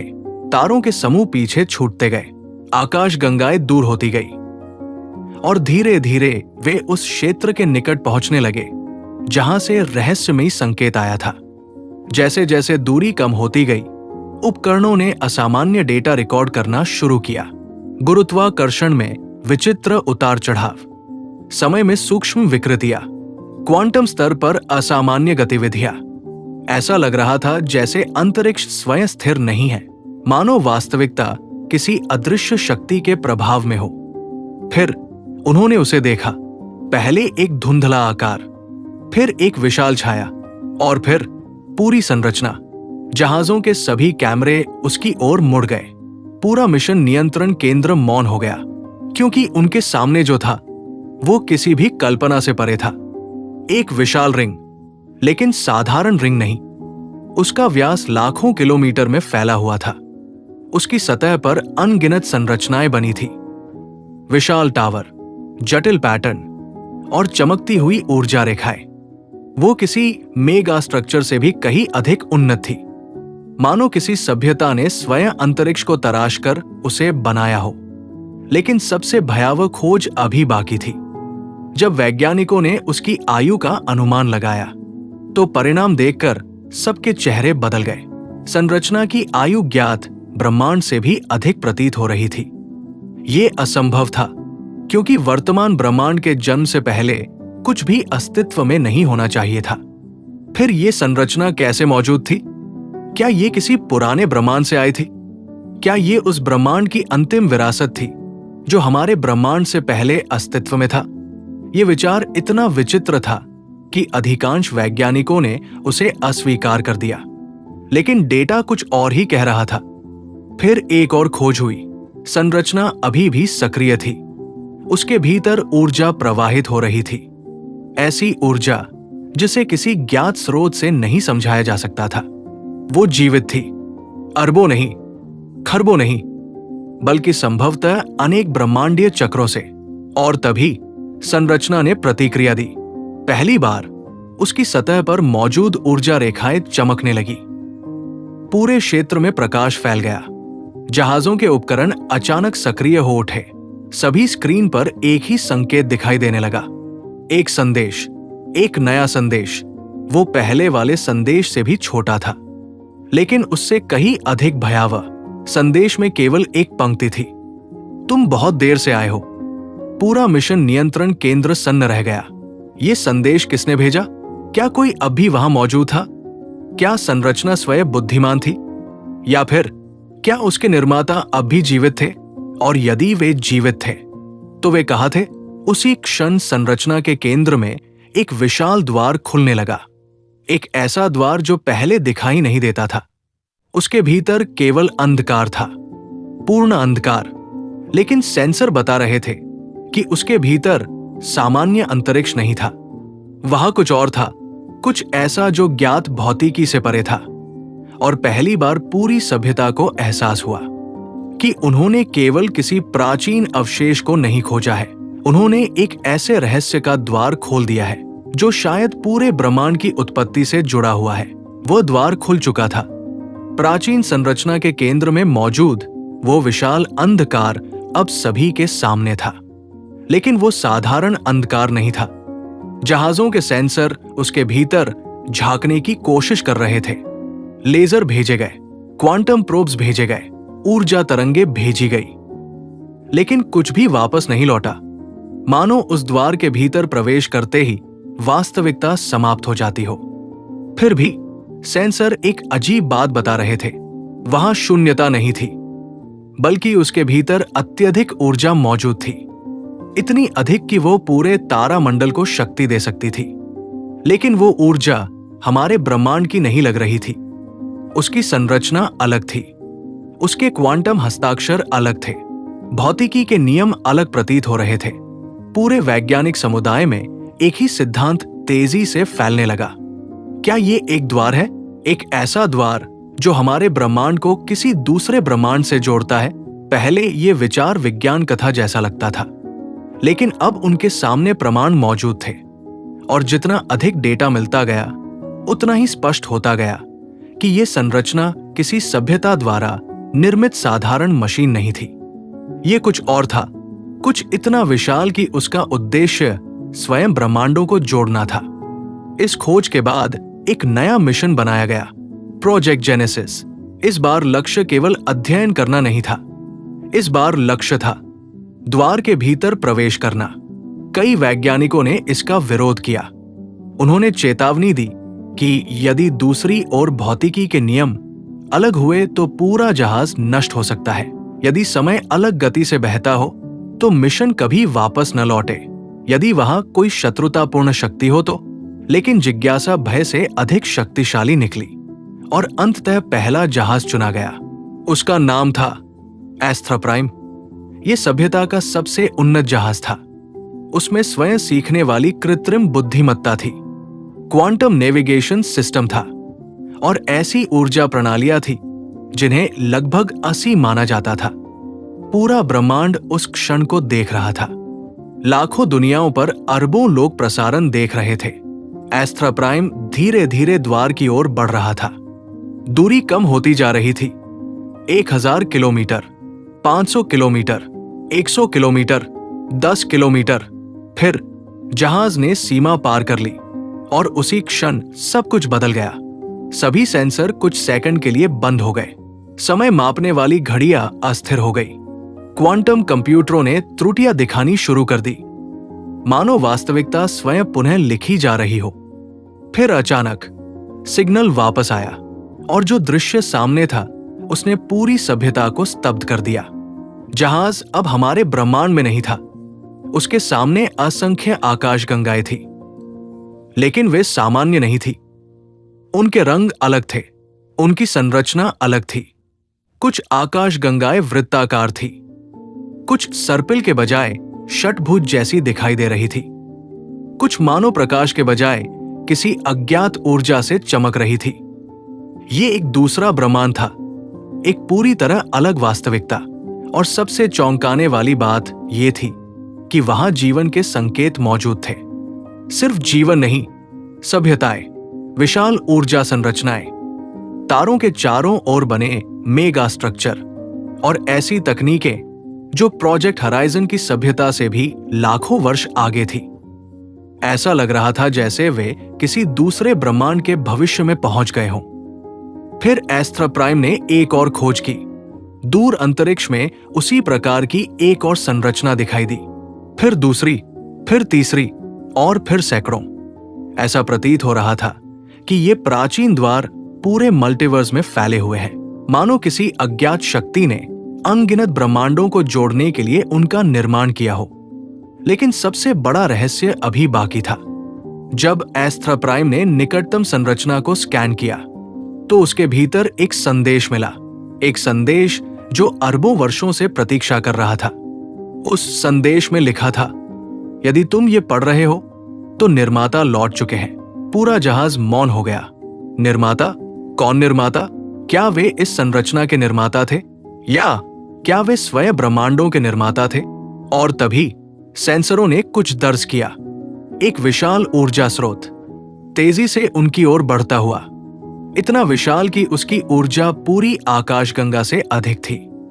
पहले वो केवल एक चमकता हुआ बिंदु दिखाई दिया, फिर वो बड़ा होने लगा, और बड़ा और बड़ा, जब तक कि सबको एहसास नहीं हो गया वो कोई तारा नहीं था, वो कोई जहाज नहीं था, वो कुछ और था, कुछ ऐसा जिसे किसी भी ज्ञात सभ्यता ने पहले कभी नहीं देखा था। और वो सीधे एस्ट्रा प्राइम की ओर आ रहा था। The architects of reality. वो वस्तु लगातार एस्ट्रा प्राइम की ओर बढ़ रही थी। पहले वो केवल एक चमकता हुआ बिंदु थी, फिर वो एक तारे जितनी बड़ी दिखाई देने लगी। लेकिन जैसे जैसे दूरी कम होती गई, जहाज के सेंसर कुछ असंभव दिखाने लगे। वो वस्तु किसी ज्ञात पदार्थ से नहीं बनी थी, उसका कोई निश्चित आकार नहीं था। वो हर क्षण बदल रही थी।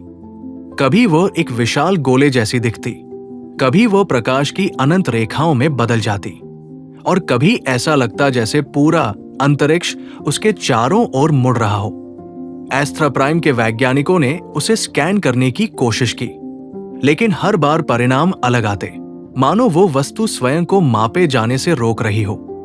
फिर अचानक जहाज की सभी स्क्रीन एक साथ सक्रिय हो गई। किसी ने सिस्टम को हैक नहीं किया था, कोई सिग्नल प्राप्त नहीं हुआ था। फिर भी एक संदेश दिखाई दिया, डरो मत। सिर्फ 2 शब्द, लेकिन इस बार संदेश किसी मशीन द्वारा नहीं भेजा गया था। ऐसा लग रहा था जैसे वो सीधे जहाज के प्रत्येक सदस्य के मन में सुनाई दे रहा हो। पूरे जहाज में सन्नाटा छा गया। फिर दूसरा संदेश आया, तुमने द्वार पार कर लिया है, अब तुम सत्य देखने के योग्य हो। उसी क्षण वो विशाल ऊर्जा संरचना जहाज के सामने रुक गई और पहली बार उसका वास्तविक स्वरूप दिखाई दिया। वो कोई जहाज नहीं थी, कोई जीव नहीं थी, कोई मशीन भी नहीं। वो एक चेतना थी, एक ऐसी चेतना जो ऊर्जा और सूचना से बनी हुई थी, मानो अरबों तारों की बुद्धिमत्ता एक ही अस्तित्व में समा गई हो। और तभी एक नाम सामने आया, आर्किटेक्ट, निर्माता, पूरे मल्टीवर्स में फैले उन द्वारों के निर्माता, वास्तविकता के वास्तुकार। एस्ट्रा प्राइम के वैज्ञानिकों ने तुरंत प्रश्न पूछना शुरू किया। तुम कौन हो? क्या तुम जीवित हो?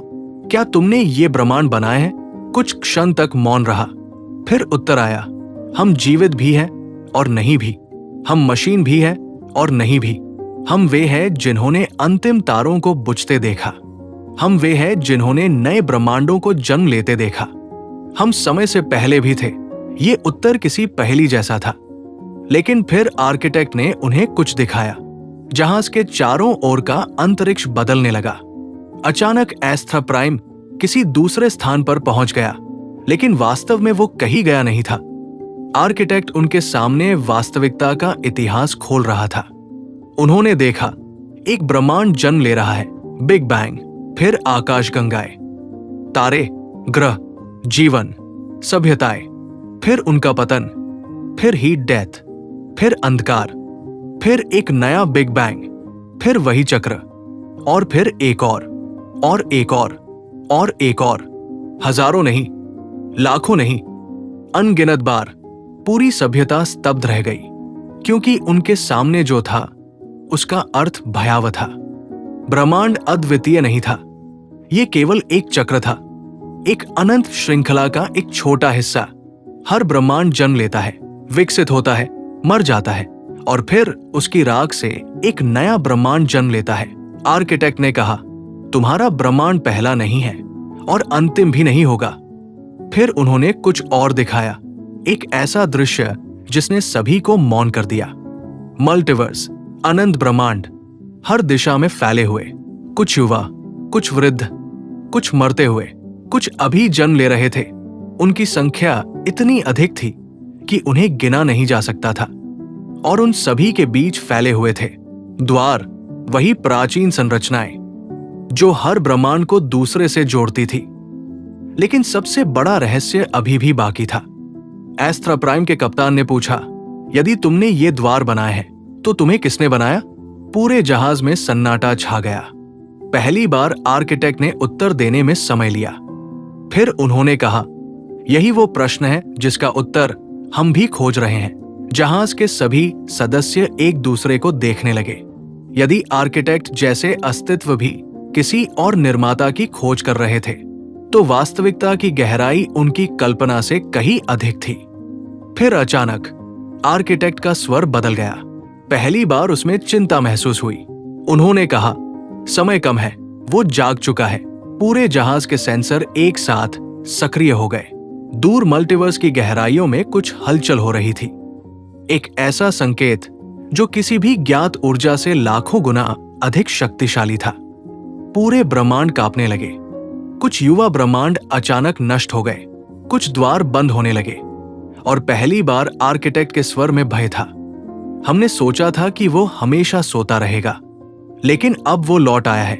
एस्ट्रा प्राइम के कप्तान ने पूछा। अनगिनत ब्रह्मांडों को जोड़ने वाले प्राचीन द्वार एक एक करके बंद हो रहे थे।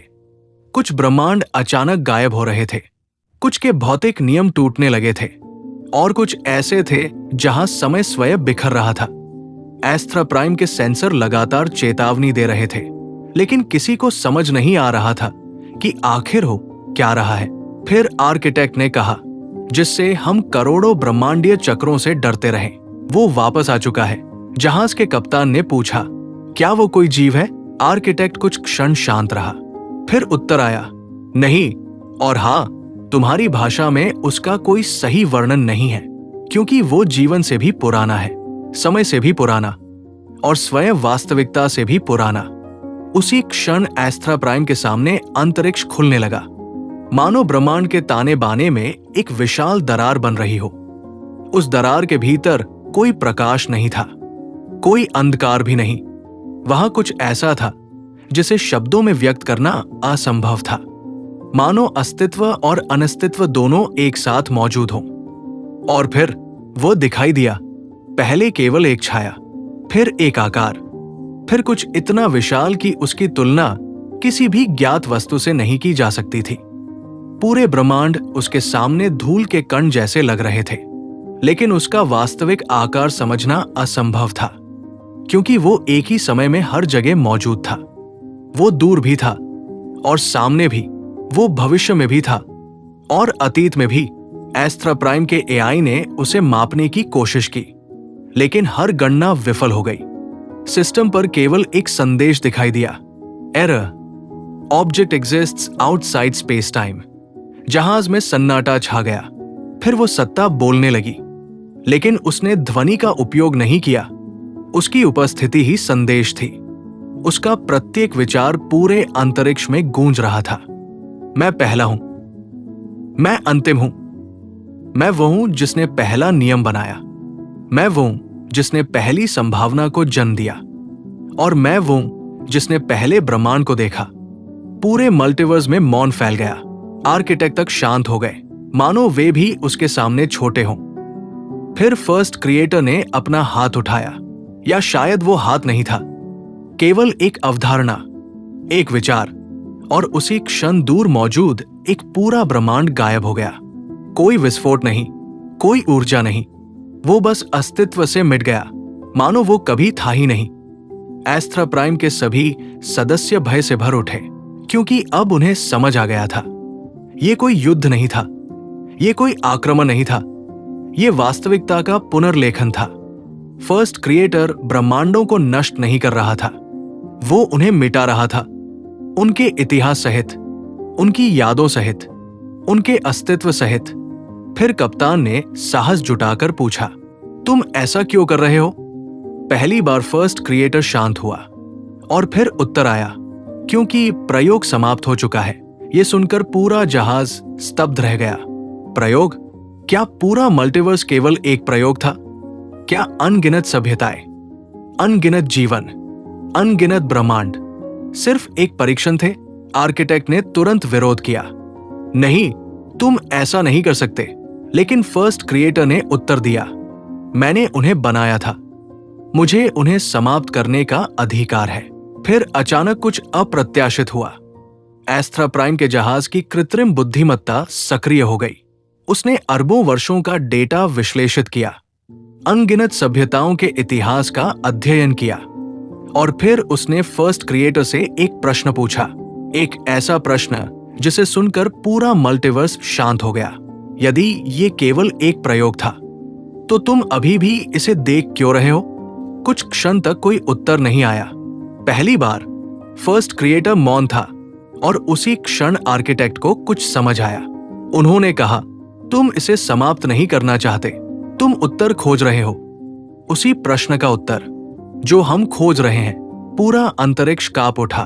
फर्स्ट क्रिएटर की ऊर्जा अस्थिर होने लगी, और फिर पहली बार उसके भीतर एक भावना दिखाई दी, संदेह। आर्किटेक्ट ने धीरे से कहा, तुम जानना चाहते हो कि तुम्हें किसने बनाया?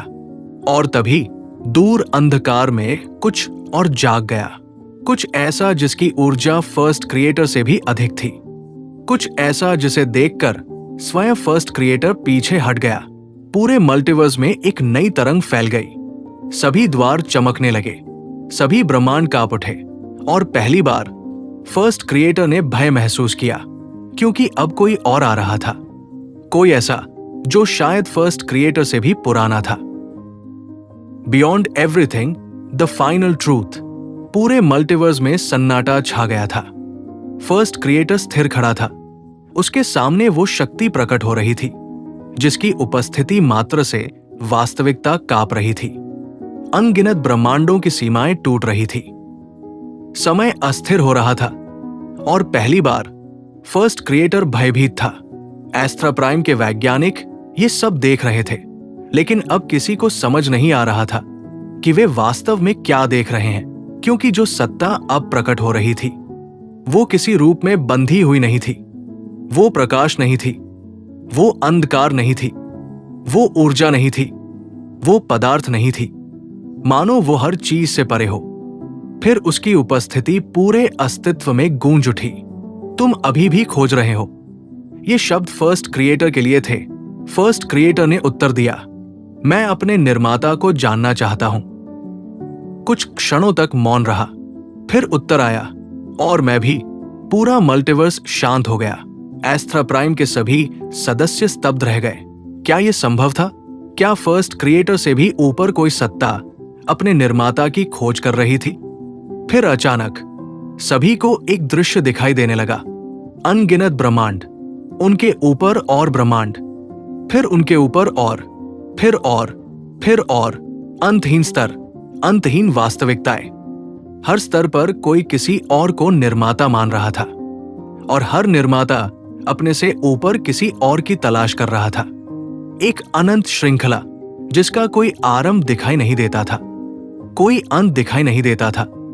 तभी वो सत्ता बोली, शायद प्रश्न गलत है। शायद महत्वपूर्ण ये नहीं कि पहला कौन था, महत्वपूर्ण ये है कि अस्तित्व है, कि शून्यता के स्थान पर कुछ है, कि चेतना है, कि प्रश्न पूछे जा सकते हैं। और तभी एस्ट्रा प्राइम के कप्तान को एहसास हुआ। पूरी यात्रा, अंतिम तारे से लेकर मल्टीवर्स तक, किसी निर्माता को खोजने की यात्रा नहीं थी। ये समझने की यात्रा थी कि जिज्ञासा स्वयं अस्तित्व का सबसे बड़ा चमत्कार है।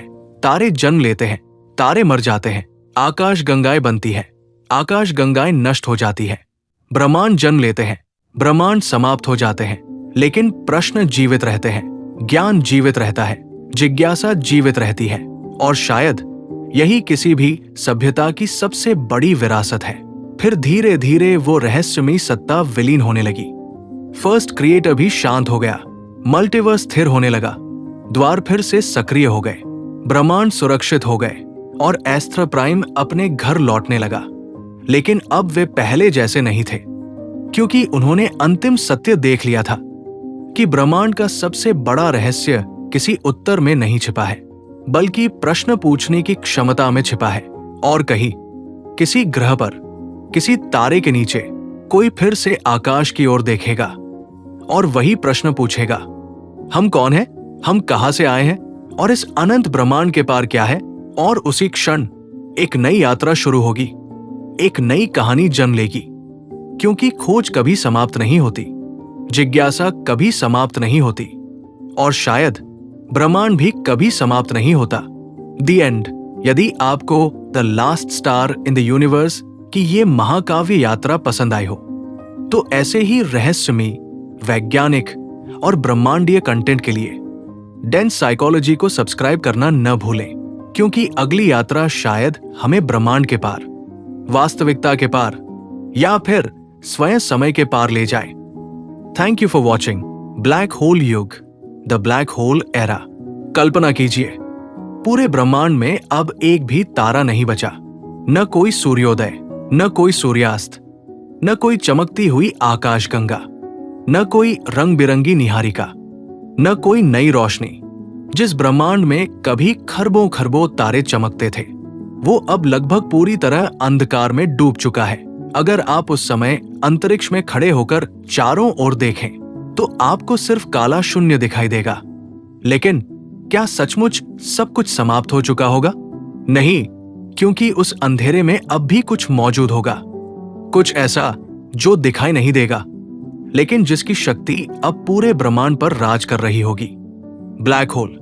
एक ऐसा युग शुरू होगा जिसे वैज्ञानिक कल्पनाओं में ब्लैक होल एरा कहा जाता है। एक ऐसा समय जब ब्रह्मांड के सबसे शक्तिशाली शासक तारे नहीं, बल्कि ब्लैक होल होंगे। तारों का युग समाप्त। अरबों खरबों वर्षों तक तारे ब्रह्मांड की कहानी के मुख्य पात्र थे। उन्होंने प्रकाश दिया, ऊर्जा दी, ग्रह बनाए और शायद जीवन को भी जन्म लेने का अवसर दिया।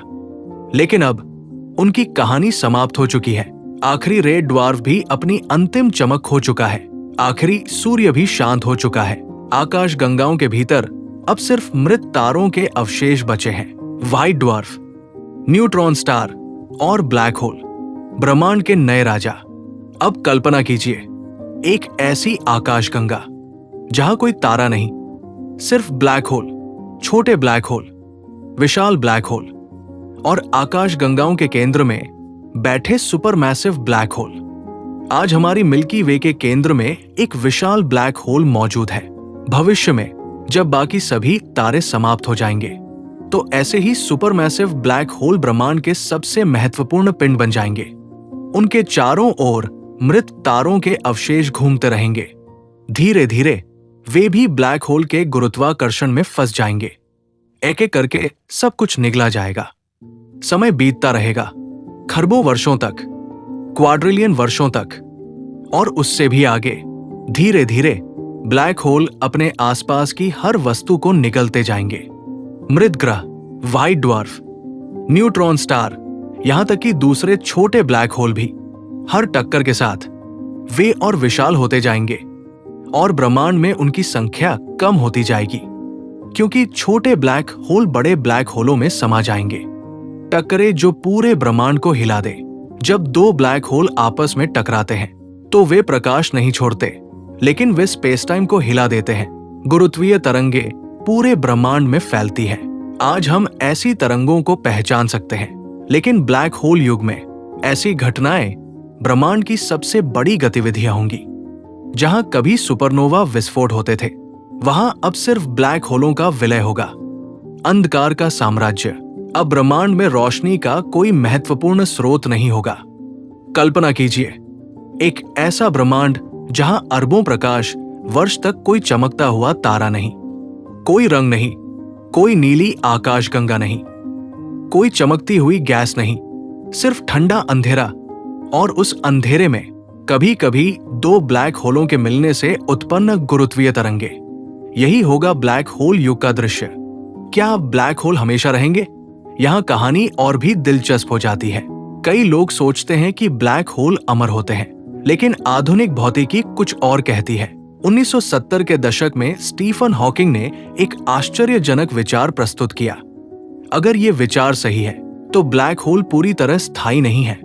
वे बेहद धीमी गति से ऊर्जा खो सकते हैं। इस प्रक्रिया को आज हॉकिंग रेडिएशन कहा जाता है। सबसे धीमी मृत्यु। अगर कोई तारा लाखों या अरबों वर्षों तक जीवित रहता है, तो ब्लैक होल उससे कहीं अधिक लंबे समय तक जीवित रह सकते हैं। इतने लंबे समय तक कि मानव मस्तिष्क उन संख्याओं की कल्पना भी नहीं कर सकता। कुछ सुपरमैसिव ब्लैक होलों को पूरी तरह समाप्त होने में 10 वर्ष या उससे भी अधिक समय लग सकता है। ये संख्या इतनी विशाल है कि वर्तमान ब्रह्मांड की आयु उसके सामने लगभग शून्य जैसी लगती है। अंतिम रोशनी, विडंबना देखिए। जिस वस्तु को हम सबसे अंधकारमय मानते हैं, वही शायद ब्रह्मांड की अंतिम ऊर्जा का स्रोत बने। जब सब कुछ समाप्त हो चुका होगा, तब भी ब्लैक होल धीरे धीरे ऊर्जा छोड़ते रहेंगे। बहुत कम, बहुत धीमे, लेकिन फिर भी पूरी तरह शून्य नहीं। आप पूरे ब्रह्मांड के अंतिम दर्शक हैं। आपने अरबों आकाशगंगाओं को जन्म लेते देखा, तारों को चमकते देखा, सभ्यताओं को उभरते देखा, ब्लैक होलों को बढ़ते देखा, और फिर आपने ब्रह्मांड के आखिरी तारे को भी बुझते हुए देख लिया।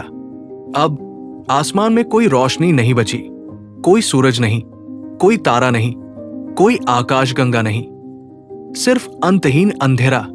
लेकिन क्या यही अंत है? क्या आखिरी तारे के बुझते ही ब्रह्मांड की कहानी समाप्त हो जाएगी?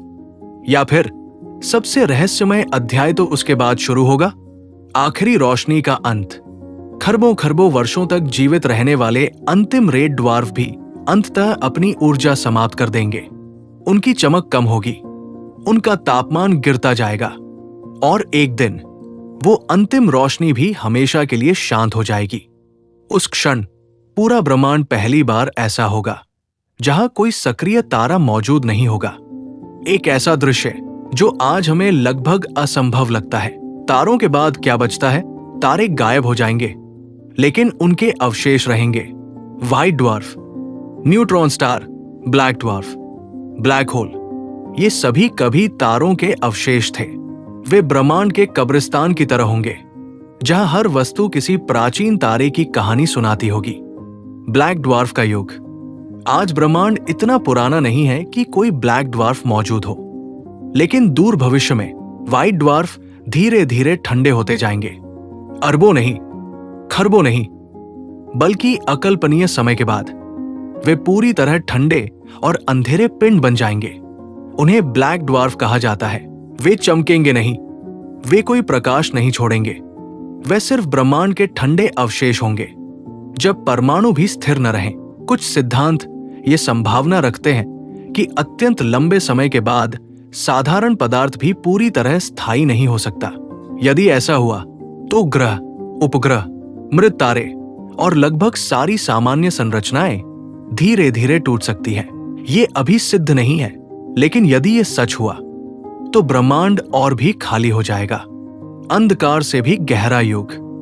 कल्पना कीजिए, अब कोई तारा नहीं, कोई ग्रह नहीं, कोई आकाशगंगा नहीं, सिर्फ इक्का-दुक्का ब्लैक होल और अत्यंत विरल कण।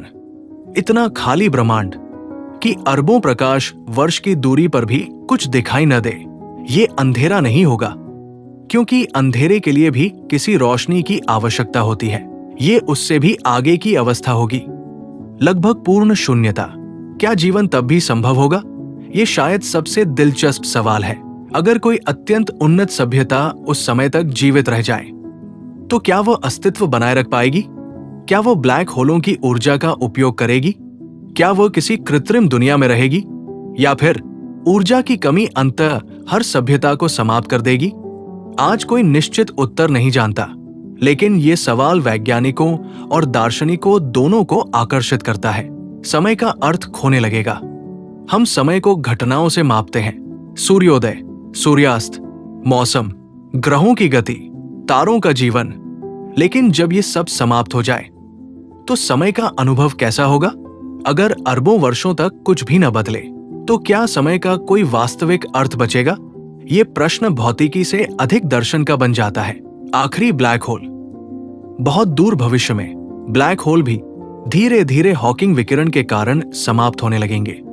पहले छोटे ब्लैक होल, फिर बड़े, फिर सुपरमैसिव ब्लैक होल, और अंततः ब्रह्मांड का आखिरी ब्लैक होल भी गायब हो जाएगा। वो क्षण शायद पूरे कॉस्मिक इतिहास की सबसे महत्वपूर्ण घटना होगी, क्योंकि उसके बाद ब्रह्मांड में कोई विशाल संरचना नहीं बचेगी। क्या तब कुछ भी बचेगा? शायद कुछ फोटॉन, कुछ न्यूट्रिनो, कुछ अत्यंत कम ऊर्जा वाले कण, या शायद सिर्फ खाली अंतरिक्ष। एक ऐसा ब्रह्मांड जो कभी अरबों आकाश गंगाओं से भरा था, अब लगभग पूर्ण शून्यता में बदल चुका होगा। सबसे बड़ा रहस्य। लेकिन यहां एक और सवाल खड़ा होता है, क्या यह सचमुच अंत होगा, या फिर किसी ऐसी प्रक्रिया की शुरुआत जिसे हम अभी समझ ही नहीं पाए हैं? क्या ब्रह्मांड हमेशा के लिए इसी अवस्था में रहेगा, या फिर किसी अकल्पनीय भविष्य में एक नई शुरुआत संभव होगी? हमने आखिरी तारे को बुझते देखा, हमने ब्लैक होलों को समाप्त होते देखा, हमने ब्रह्मांड को लगभग खाली होते देखा। लेकिन क्या यह वास्तव में अंतिम अध्याय है, या फिर अंत के बाद भी कोई शुरुआत छिपी हुई है? The ultimate fate of the universe.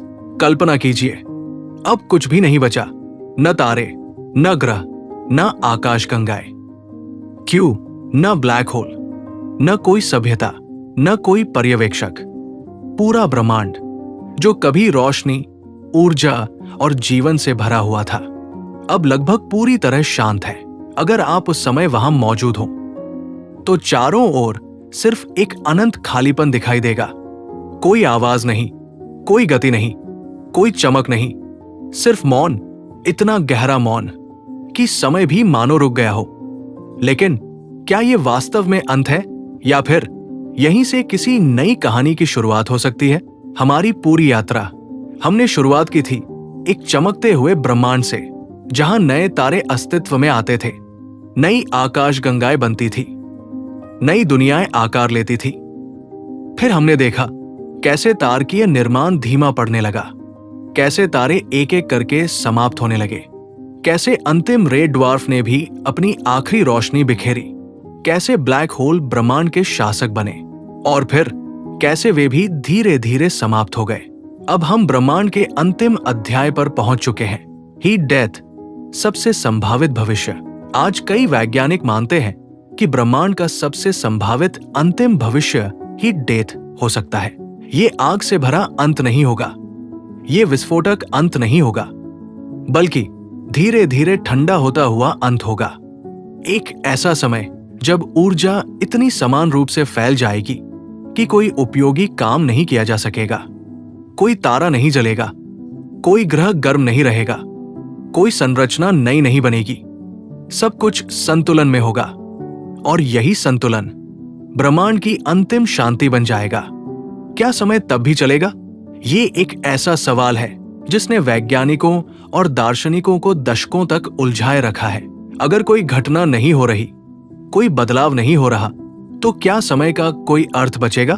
भौतिकी कहती है समय आगे बढ़ेगा, लेकिन उसे महसूस करने वाला कोई नहीं होगा।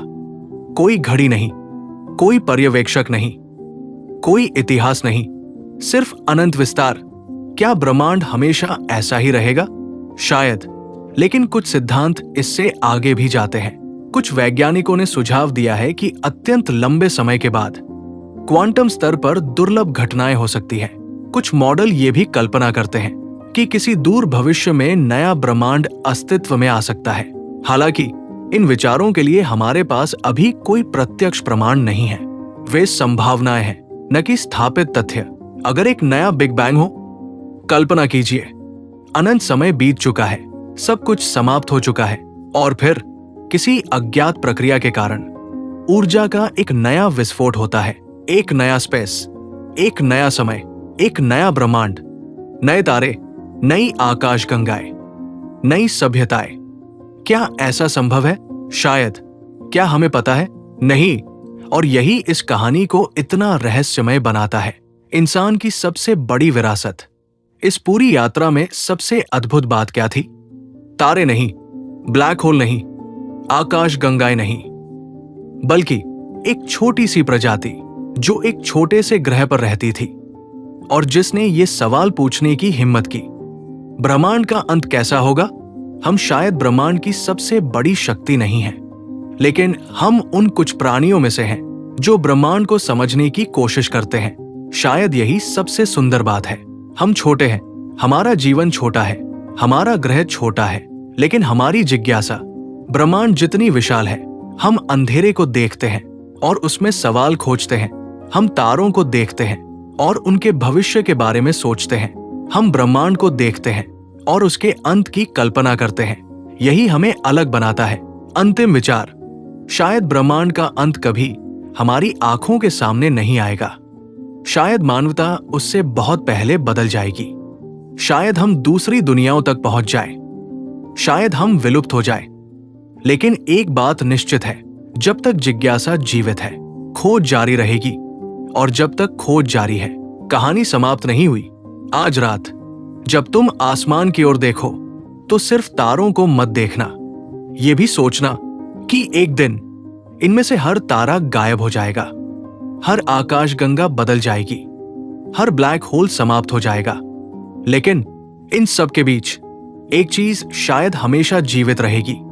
एक सवाल, इसके बाद क्या? और शायद यही सवाल ब्रह्मांड की सबसे बड़ी विरासत है। The last star in the universe. समाप्त।